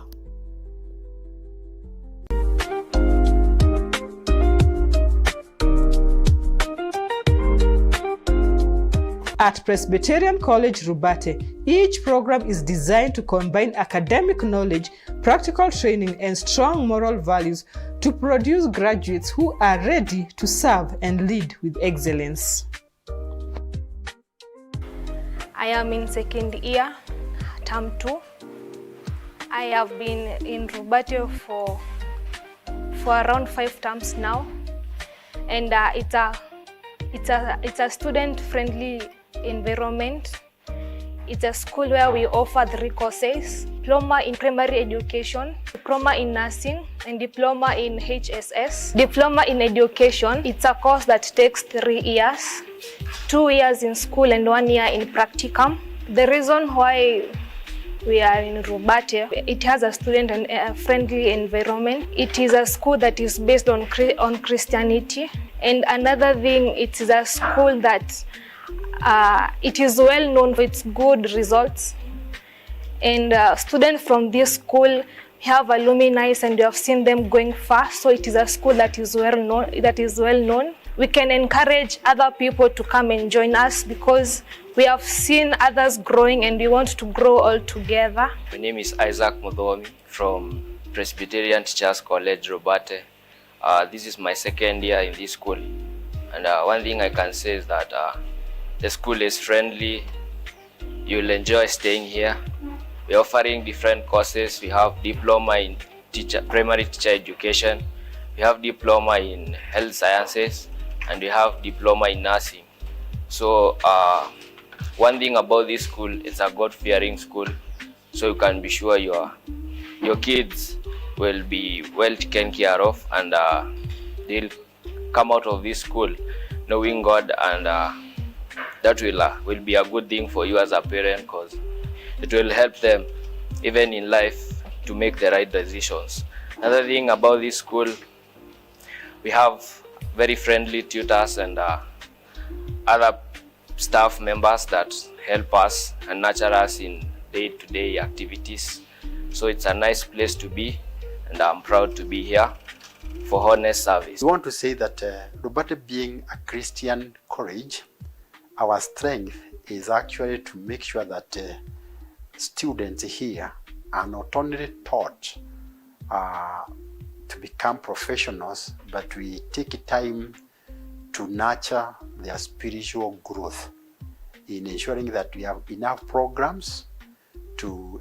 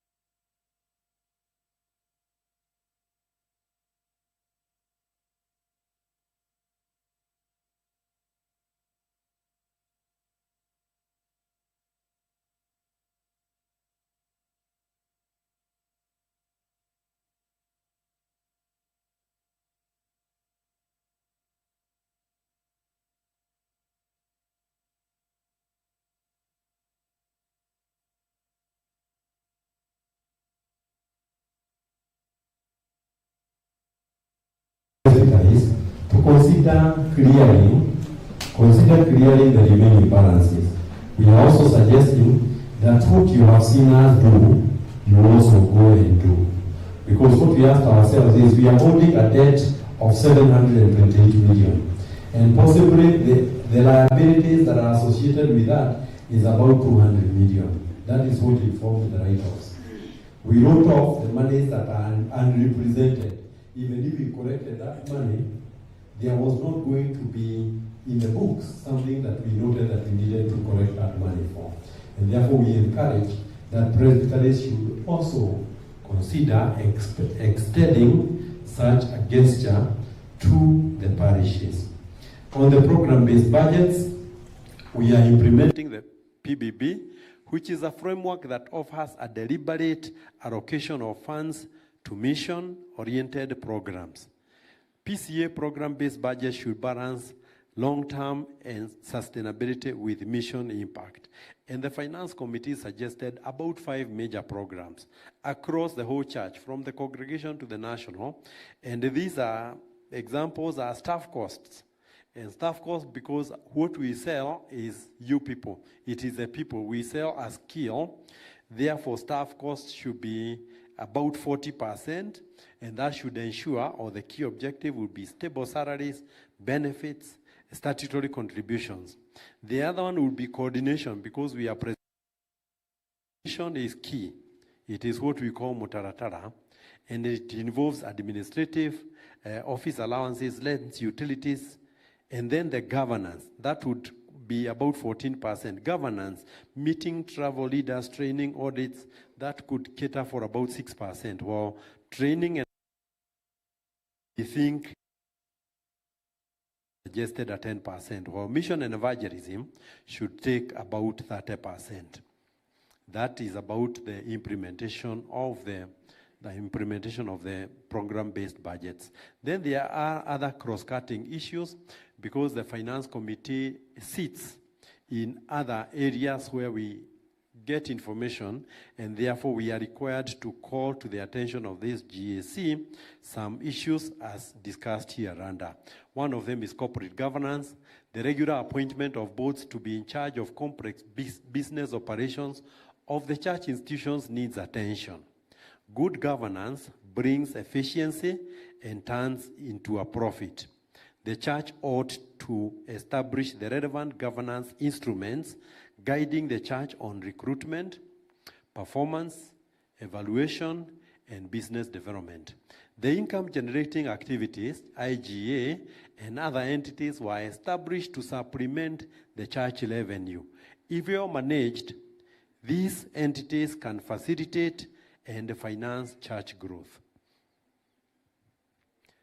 2, treasury management. Again, we noted this in the discussion of the audited accounts, that there is an issue with high liquidity, and these increasing receivables were noted at the GA office operations, the trading entities, and everybody else. The total amount held in receivables is over 2.80 billion. The total amount, when you combine the receivables of the university, the receivables of the hospitals, the receivables at the head office, the total, they go beyond 2.8 billion. And we are saying that these receivables are adequate, that is what Elder Karigido says, to address the outstanding loans by the same entities. The TE, however, and we note this exception, operates on a cash basis, and therefore they do not have any receivables. And we commend this, and we are saying it is worth emulating. 3.3 loans and borrowings. The level of borrowings by the church and her institution is estimated at over 2 billion. The level of borrowing is now over 2 billion. Approved borrowing by parishes and presbyteries over the years stood at around 250 million. The entity that deals with that will be reporting hereafter. The borrowing entities have been charged interest above 16%. Actually, we have been concerned as a finance committee because we have noted the majority of the cases were at the rate of 24%. When you borrow for an income-generating activity at 24%, there is no way you will be able to make a profit. The G office, and through the Finance, Investment and Strategy Committee of the Presbyterian Foundation, has instituted a thorough process of approving for all borrowings. The ideal position would be the establishment of an internal fund where church entities can access funds at a sustainable fee. 3.4, church investments. The church, through her various institutions, has placed over 250 million in fixed deposits in the last 1 year. The returns on this are on average, the best has been 9% for the year. Comparatively, these deposits represent the same amount that was borrowed. The result is the church has lost value to the extent of 14%, being the difference between the borrowing rate at 24%, 20 average, and the church maintained bank balances with various banks without earning any interest. Still on the church investments, the arrangement with Family Bank.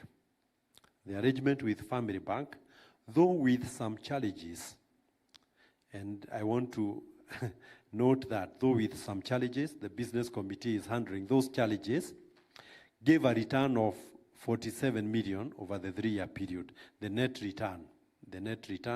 gross return was 57 million.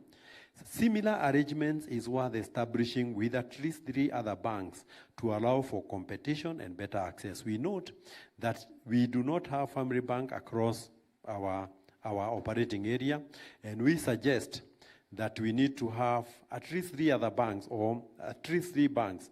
If we could think of Cooperative Bank, Equity Bank, and now Family Bank, because those are the banks that are at the bottom, and we are trying to engage so that we find whether we can earn from those deposits that you're holding in those banks. The church has also invested heavily on income-generating activities. The Finance Committee notes that the returns and charges recorded in the books are too low. In majority of the cases, the operations are run without regular reporting to the church. This relates to even those operations, IGAs, at your level, at the presbyteries and at the parishes. While it is not the church's intention to get into this space, your space, it is worth noting that any issue arising from a Presbyterian venture, IGA, affects the whole church. Any issue, when there are fights in a certain investment, and it is purely by a congregation, it is we, the GA officials, who gets called. Therefore, we are saying that we need to consider how to monitor their performance. On compliance and reporting, again, this is an area that has been highlighted by the auditors. The church has compliance obligations with several government institutions. Rental income tax and salary arrears are noted to be leading areas of non-compliance. Rental income attracts a monthly payment, but that is for a certain threshold.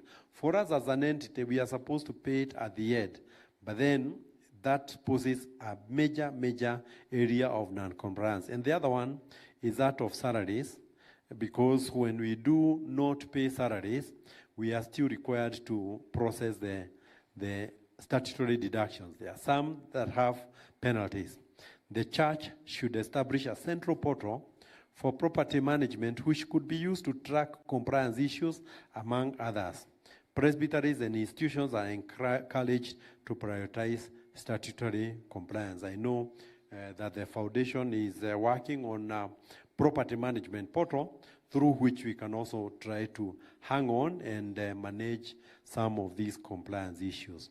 Management of rental properties. The church at all levels has invested heavily in rental properties. These rentals have low rates of return and a high amount of rent. The Finance Committee has noted 3 specific issues with the rentals. We got an opportunity of going around majority of the rental properties. Since we transferred the ones that were being run by us to the foundation, we have improved yield. The money that we are now receiving has increased from a low of 47 million to a high of 58 million. The Finance Committee therefore notes these 3 issues. One of them is highly priced construction costs.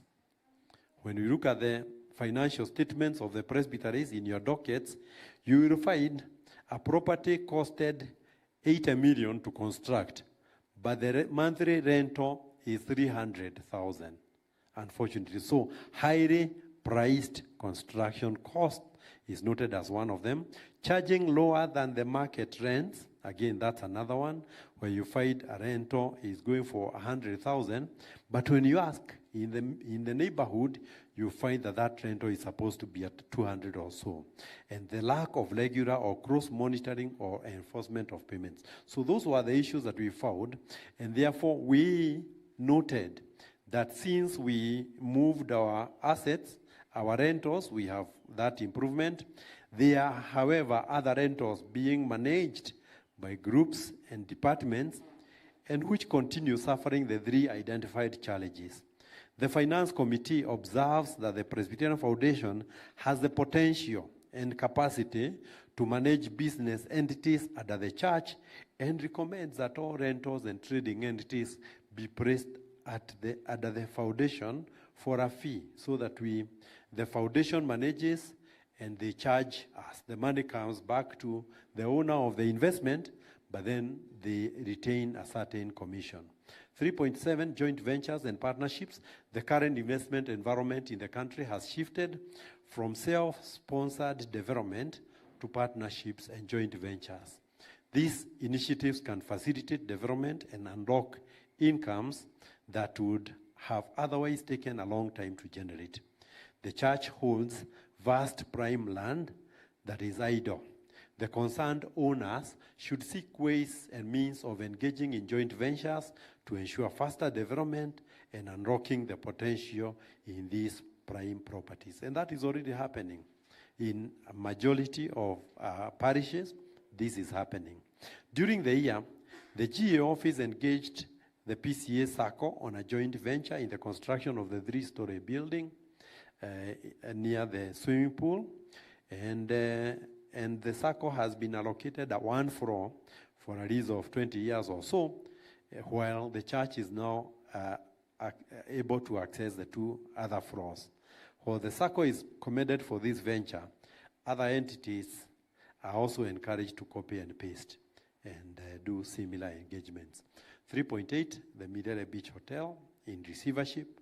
This was placed at a receiver manager. Again, I do not want to get into the foundation report, but then there are escalations that are taking place that are concerned to the Finance Committee, and efforts to exit the receivership have faced mixed reactions, non-responsiveness, and have been unsuccessful.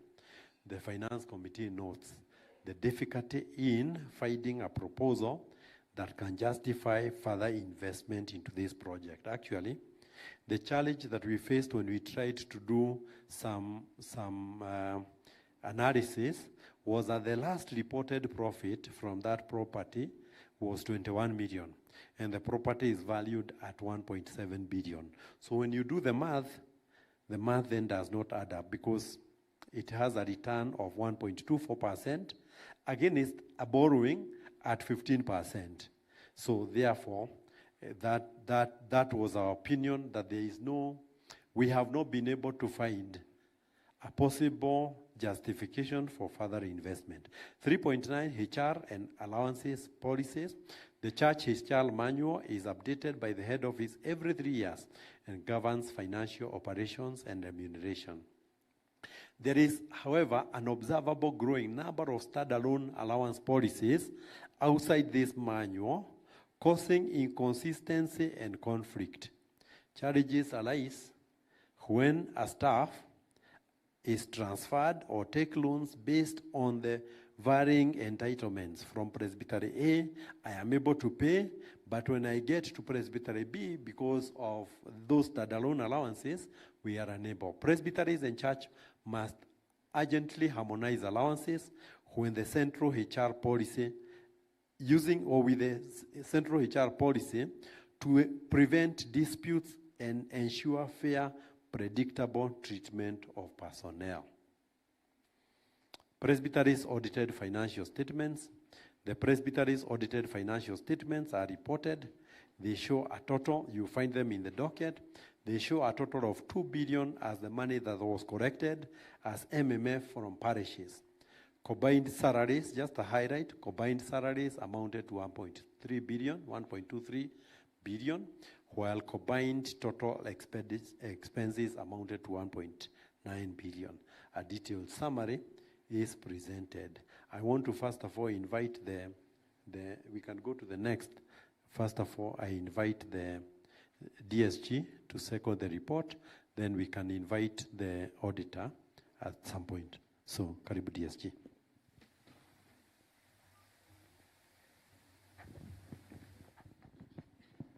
Moderator, in seconding this report, I want to say that the year under review has been a very busy year. As you are all aware, the journey that we took from January to the end of the financial year, and the Finance Committee was able to do a lot of work as Finance Committee, the Executive, and other subcommittees of the business, of finance.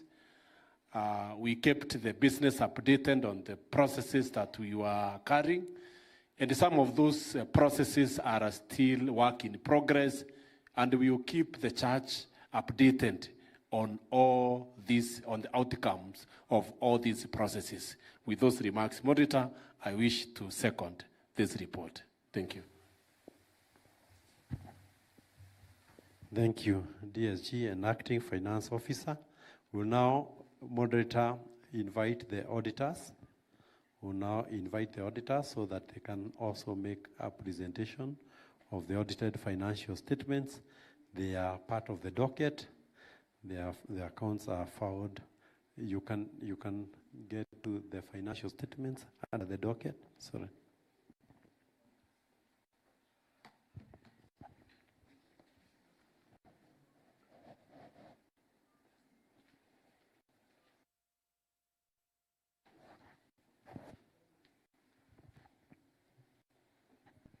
Moderator and the members of the General Assembly.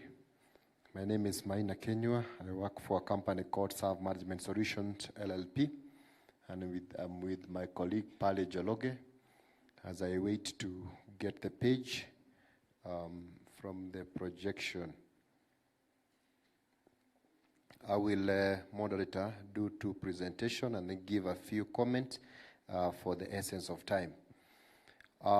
Allow me to briefly state about the performance of the Secretariat.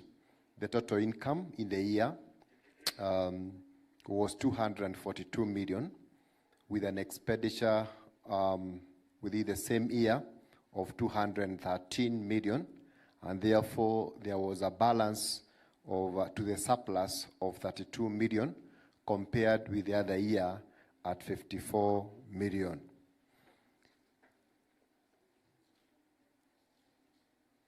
Moderator, also, if you may allow me, I also want to bring to the attention of the non-current assets, which amounted to property at 70 million, and then investment at 158 million, therefore a total of 288 million. And the net current asset, or the asset that can be liquidated, cash at banks, was 44 million, and account receivable of 343 million. Current liability, and therefore the balance sheet balanced at 436 million.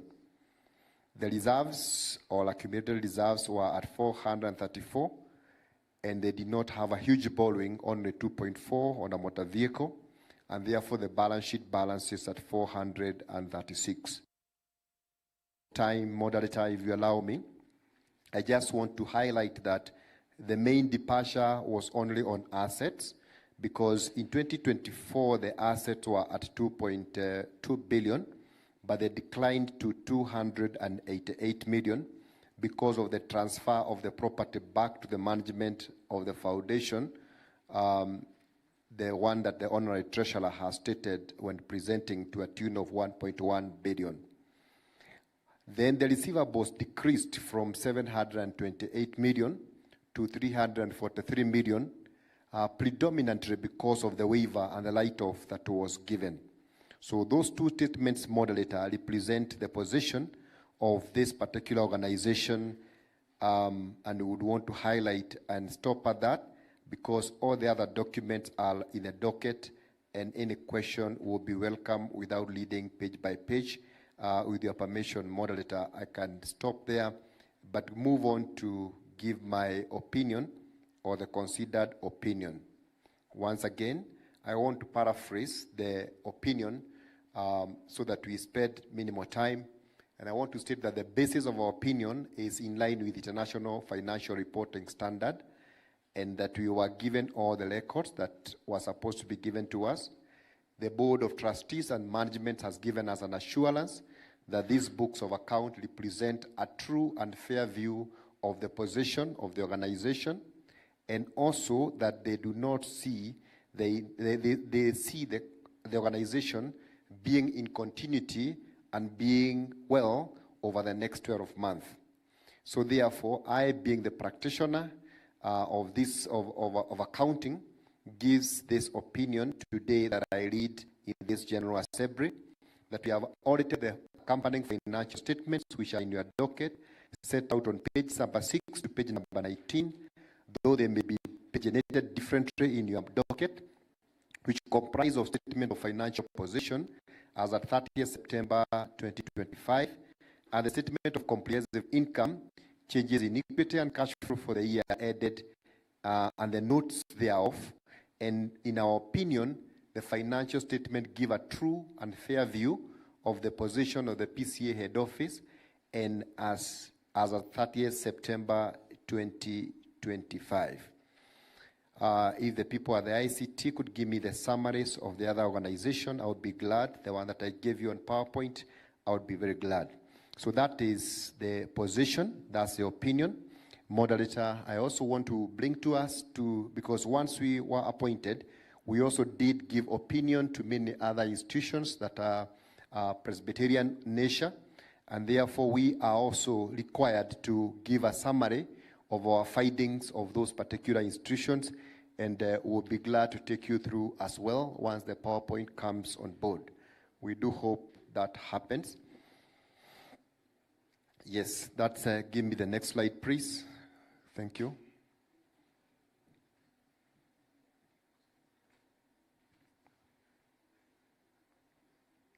Next slide, please. Thank you, moderator. Majority of the institutions attained unqualified opinions, and unqualified means good, reflecting strong audit execution and generally reliable financial reporting support. Only one institution, namely PTC Rubate, received an adverse opinion, which means there are matters that needs to be addressed for that particular organization. Next. There were cross-cutting issues, moderator, that relates to all the organizations without belaboring, and for the attention of this GAC. Number one is the issue of unsustainable debts. The institution showed growing debt obligation, delayed settlement, and reliance on deferred financing. The example is Presbyterian Foundation, then Presbyterian University, and the action is that we need to fast track to avoid exposure. One of other common issue is low return on investment, where you notice some institutions generated very low returns relative to the resources deployed, raising concern. Whereas we appreciate the performance of the Kikuyu Hospital, Tomotomo Hospital, we notice that the margin of return is 3.2%, and the main hospital at Tomotomo is simply at 1%. Moderator, we bring to your attention and the court that when you audit the return on investments, has its challenges, and we recommend for improvement as well. Next, please. The third area we noted of concern is the issue of liquidity and financial sustainability. Most of the organizations have their money held by the government, as you had said earlier, to a tune of 2.8 billion in total, but those organizations continue to have liquidity challenges, sometimes to the extent of lacking supplies, be they hospitals, be they schools. It has become very difficult and is a going concern issue that is important to address. Number four, there is inadequate financial reporting and generally in terms of bookkeeping. We notice the issue relates to you that most organizations are above board, but we notice some of them have areas to grow and report. we bring to your attention, though earlier there was that direction that the report will be referred to another committee, that we give an adverse opinion in regard to PTC Rubate. The action is strengthened and reconciliation of the same financial statement. There is also, as raised again by the Honorary Treasurer, without repeating ourselves, a weak method of collecting the receivables, either from government or from institutions, and therefore putting the organizations into challenges, which are difficult also in terms of payables, making the church susceptible to litigations, especially to do with payrolls and work that people have supplied to us.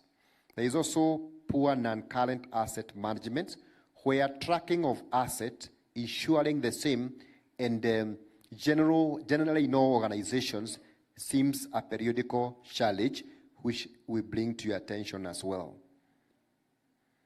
Those are the issues that we wanted to raise. We had raised to you that all the audit opinions given were okay, they were in order, save for one, and two, that we gave emphasis of matter. And the reason we gave the emphasis of the matter to the university is that the chances of recoverability of the money owed to the government might take a long time, and also the loan at Cooperative Bank has not been performing, and therefore we gave it clean books of account, but with a matter of emphasis for our attention. But that does not change our general position that the books are true and fair. It's just that we gave an emphasis. Having said that, moderator, thank you very much for the opportunity to provide these organizations with audit services. Thank you very much.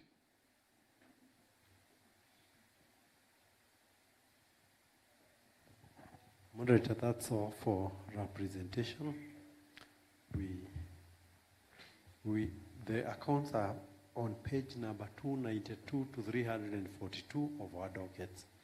That's where the financial statements are. Okay. Lesson ya hesabu saa 9 mwaijua hata nyinyi vile ilikuwa inatokelezea. Tupewe chorus moja ili tuchangamke kidogo. Kuna wengine wame switch off so that they can start logging in, and then we can engage. It's a very important report to us, so it's good that we engage with it because it concerns one of the M's. Mission, money, and men, stroke women. So you need the message. You need the message. You also need men and women to drive the message. But you also need money. So it's a name is also very important. You remember Jesus Christ had a treasurer, though I don't think he was ever audited. Anyway, give us that chorus.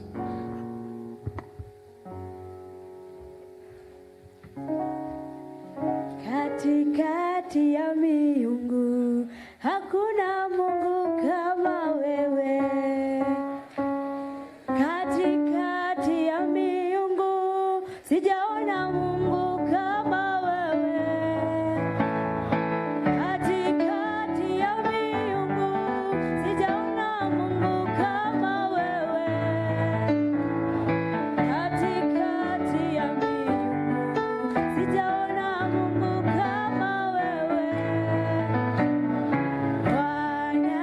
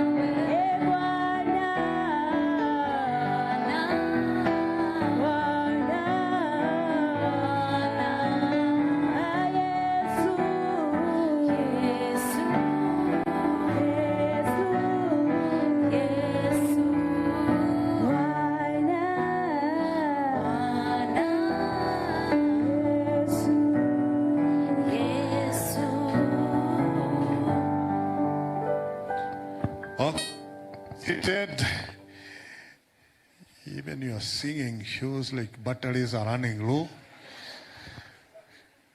Lakini lazima mtasoma hii ya mwepuki. Okay, we now invite questions if there are any in regard to finances. Red Gashwe? Yeah.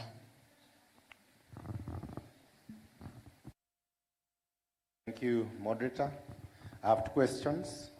The first one is on the total amount of, can we call them liability? The 2.8 billion we are talking about. I think it is more because we have 2 billion from university, 800 million almost from Kikuyu, one institution. Then we have Chogoria, I think it should be more than 3. I think that's one thing to check. The second one is on Presbyterian Foundation. I think you can give us guidance. We need to be cushioned because upon whatever is happening in Mombasa, the receivership, we thought we were endangered in terms of our properties, and that is why there was a proposal even to disconnect our investments from the mission property that we have. Where there is a proposal now to merge or even give our rentals that are down there to the President Foundation, is it that the threat is not that big, or are we oblivious of what can happen when we again give President Foundation, which is already, I think, under receivership? Clarity for that is needed.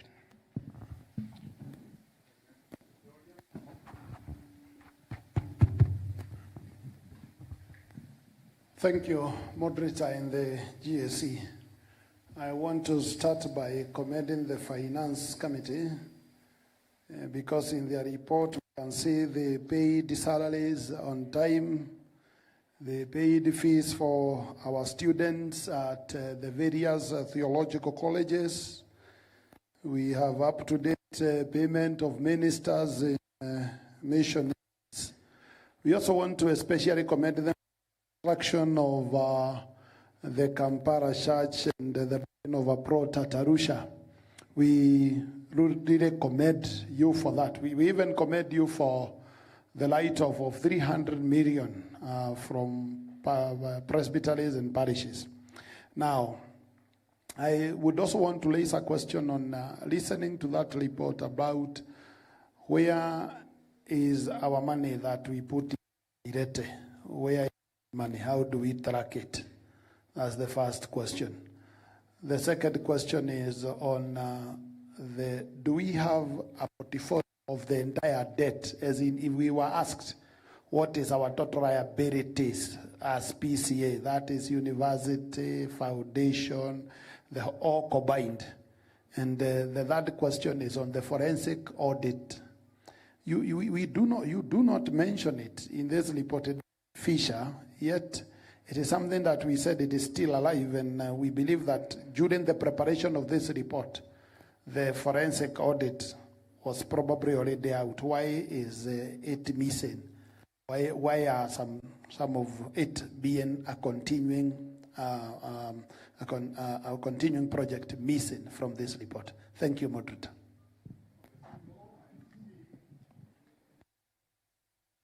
You have, okay, I'm alive.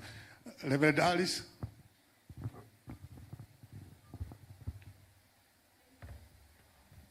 Thank you, moderator and the GAC. Mine is on 3.1 on corporate governance, whereby they note that appointment of boards in charge of complex business operations is very key on financial church growth, and true, because even the corporate bodies, they are doing research on how composition of board of management transits into making profit. My question is, now that it's not part of the resolution, what is the way forward? Thank you.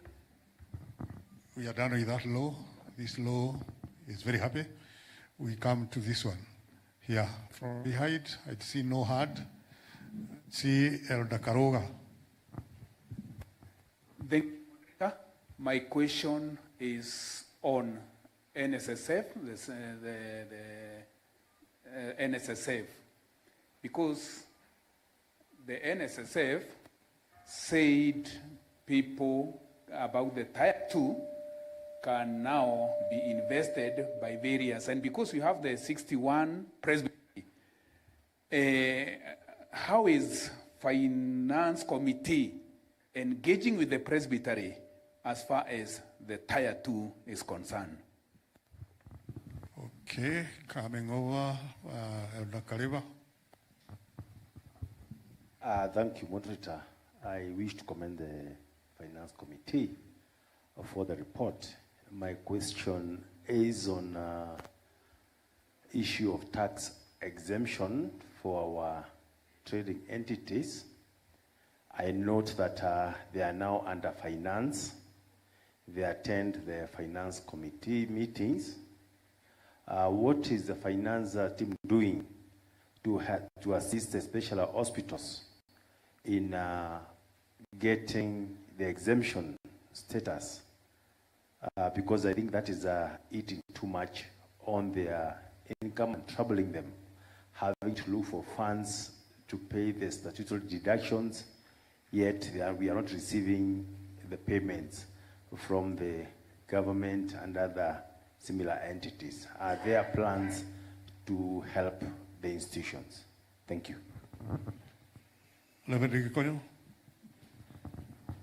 Thank you, Moderator and the committee. I have two questions. One, from the cutting issues 3.6, I have noted that it's a worrying thing that the high-priced construction cost is too much, and the cost, the return on the value is quite low. What is it that informs? Because we have already put a structure, very high cost rate, but the rent on it is very low. Is it in the initial part of it? Were we not? Is it that we were not informed fully when we were putting up the building, so that they can not give returns? The other one, for the hospitals, we see that it is 1.4. The margin is 1.4 and 3.4, which is a worrying situation, Moderator, because it's like we are not getting much from the margin from the hospitals is quite worrying. What is the strategic action on both?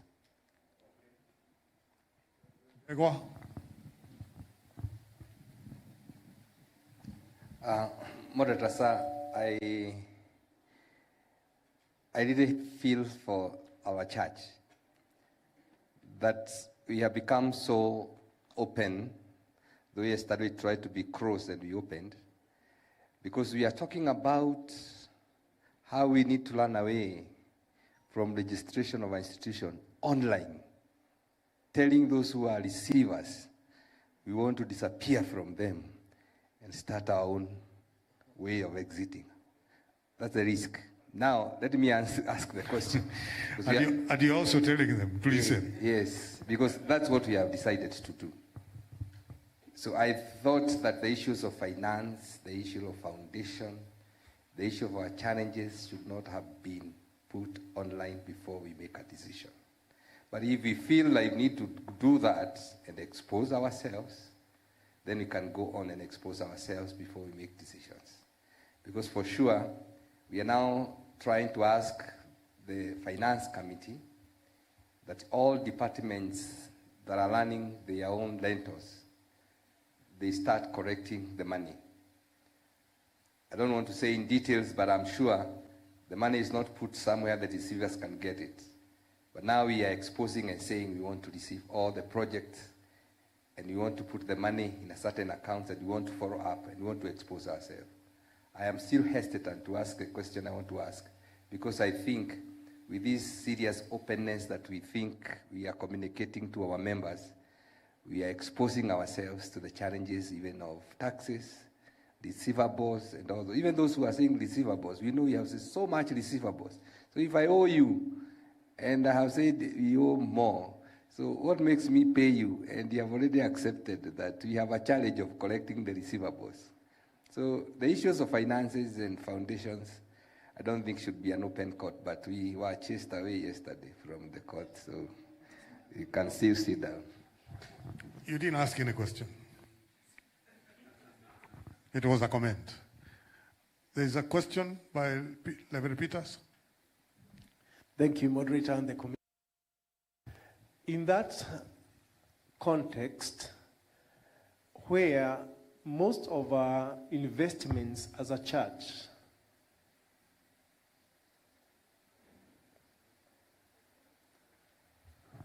Thank you, moderator. Yes, we were taught to not listen to everything. So I didn't hear what you was telling me, but I'm hearing you. Okay. In that connection of whatever have been presented, it paints a picture that most of our investments as a church are not doing well. Maybe the finance committee needs to go beyond and advise us what other alternatives do we have. If rentals are not doing, hospitals are not giving back the money, what else can we do? Maybe you look for give us another idea that can give us new oceans where we can venture in, because if we continue relying on MMF or the offerings, then I find maybe the committee needs to give us a guideline.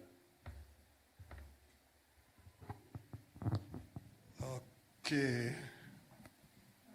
It's something that has been done quietly. So what Reverend Dewa said may have happened. It may have happened. Yes. Then you are safe to ask your question.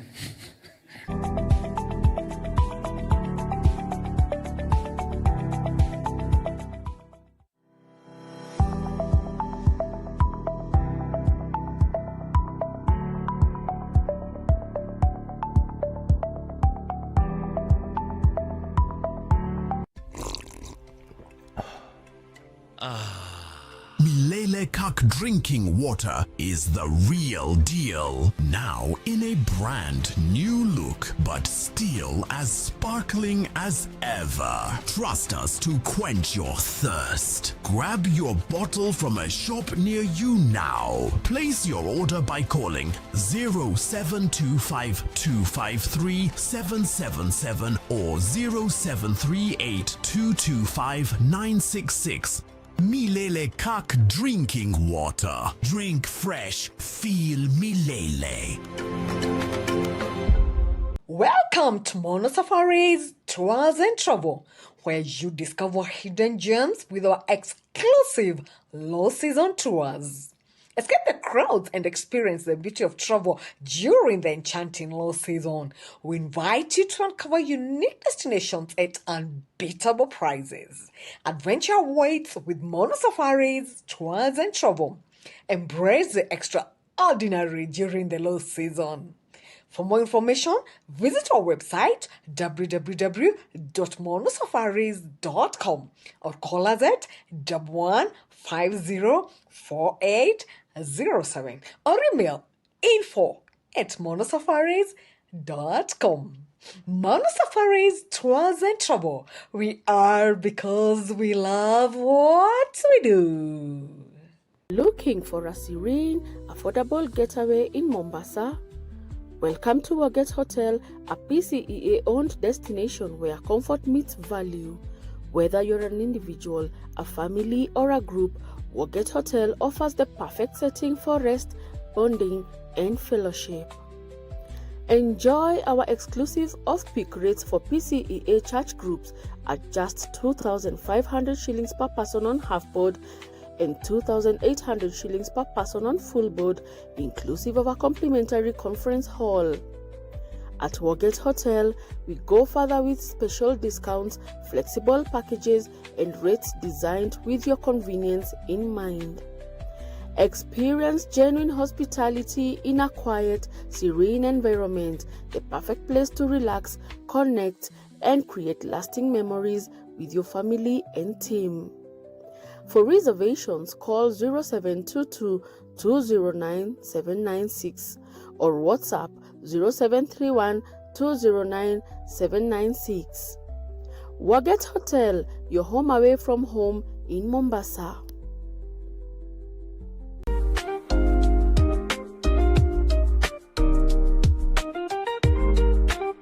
I am Samuel Musili Kimwele, an alumni of Presbyterian College Rubate. He studied at Presbyterian College Rubate as an upgrading student from P1 to the upgrade diploma in primary teacher education. And I can attest that my experience in Presbyterian College Rubate was excellent. The tutors were very dedicated in making sure that we achieve, and yes, we achieved it. And we thank God for everything. The environment was conducive, and it was encouraging us to learn. The tutors of Presbyterian College Rubate are dedicated and they know their work. They encouraged us, gave us moral support, and above all, I can't forget the values that Presbyterian College Rubate advocates for. Honesty, integrity, and Christian witnessing, which build not only our professional character but also our spiritual nourishment, and in ensuring that we become not only professionals but also we become people with impact. For those who are considering to join Presbyterian College Rubate, I can attest that you'll be people of a lot of impact. You'll not only build your professional journey but also ensure that you become a person with impact in future. My name is Joan Chomba. I'm a tutor at Presbyterian College Rubate, and not only that, I'm an alumni in this school. And I would like to humbly and appreciate the management of this school, not only how they shaped us professionally, but the person I am to be. And I am currently as the tutor to the rest of the students. I'm glad being a tutor, seeing the same classes that I taught, seeing the same benches that we sat on, seeing all the buildings that I also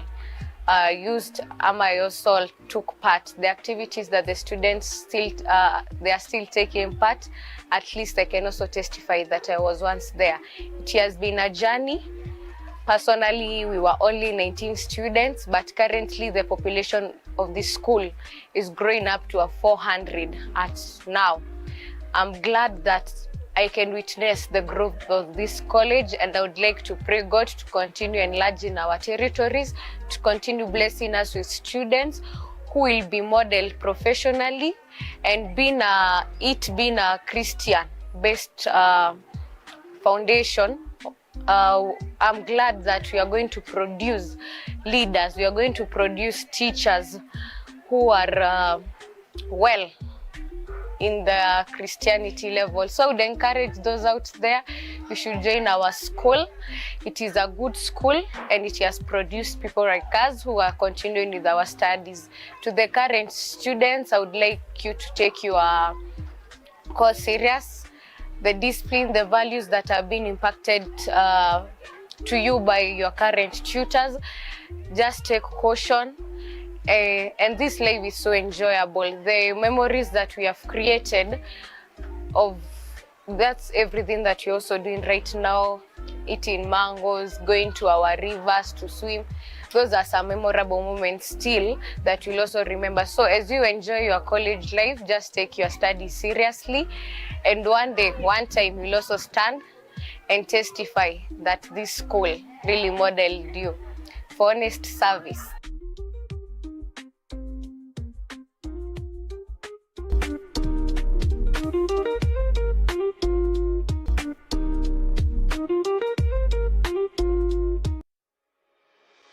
Welcome to PCH Ogore Hospital Laboratory, your trusted partner in healthcare diagnostics. At our laboratory, we are committed to providing you with the quality diagnostic services within the region. Our laboratory has a wide range of specialized sections, each dedicated to provide accurate and precise testing. Our phlebotomy team excels at blood collection, ensuring your comfort and well-being. The immunology department focuses on immune system playing a crucial role in diagnostics. Parasitology experts work diligently to detect and identify parasites in your samples. Our blood transfusion team ensures that every donation and transfusion is safe and efficient. Our clinical chemistry experts ensures the accuracy and reliability of biochemical testing. At PCH Ogore Hospital Laboratory, we understand the importance of precision clinical chemistry results. Our team, under my supervision, ensures that your test results are performed to the highest standard. Hematology is a critical area in diagnosis, and our team is dedicated to provide accurate and timely results. Your health is our priority. Our microbiology team plays a crucial role in identification and treatment of infectious diseases. Our microbiology experts work tirelessly to ensure your safety by identifying and addressing infectious diseases. We are committed to your well-being. PCH Ogore Laboratory, under the guidance of Quality Officer, Lab Manager, and the management, is proud to be an ISO 151-89-2012 accredited laboratory by the Kenya National Accrediting Service, KNAS. We adhere to the highest standards and regulations in clinical chemistry, microbiology, and hematology. We offer a wide range of services available to both outpatients and inpatients around the clock. Our laboratory is staffed with highly qualified lab technologists who work with the state-of-the-art equipment for every investigation, ensuring precision and accuracy. We take pride in our commitment to excellence and ensuring that every test result meets the highest standard of quality. We are committed to quality and participate in external quality assessments such as HOOCAS, ILCA, and NECAS. PCH Ogore Hospital Laboratory actively engages in research, making valuable contributions to healthcare knowledge. We support the next generation of healthcare professionals by providing internship and attachment opportunities to students. Among the many lab tests we offer, here are some of the notable ones. Your health is our priority. Trust us for accurate, reliable, and timely diagnostic services. For more information and appointments, please contact us at 0734 192 208 or visit our website at www.pchogorehospital.org. PCH Ogore Hospital, caring with love.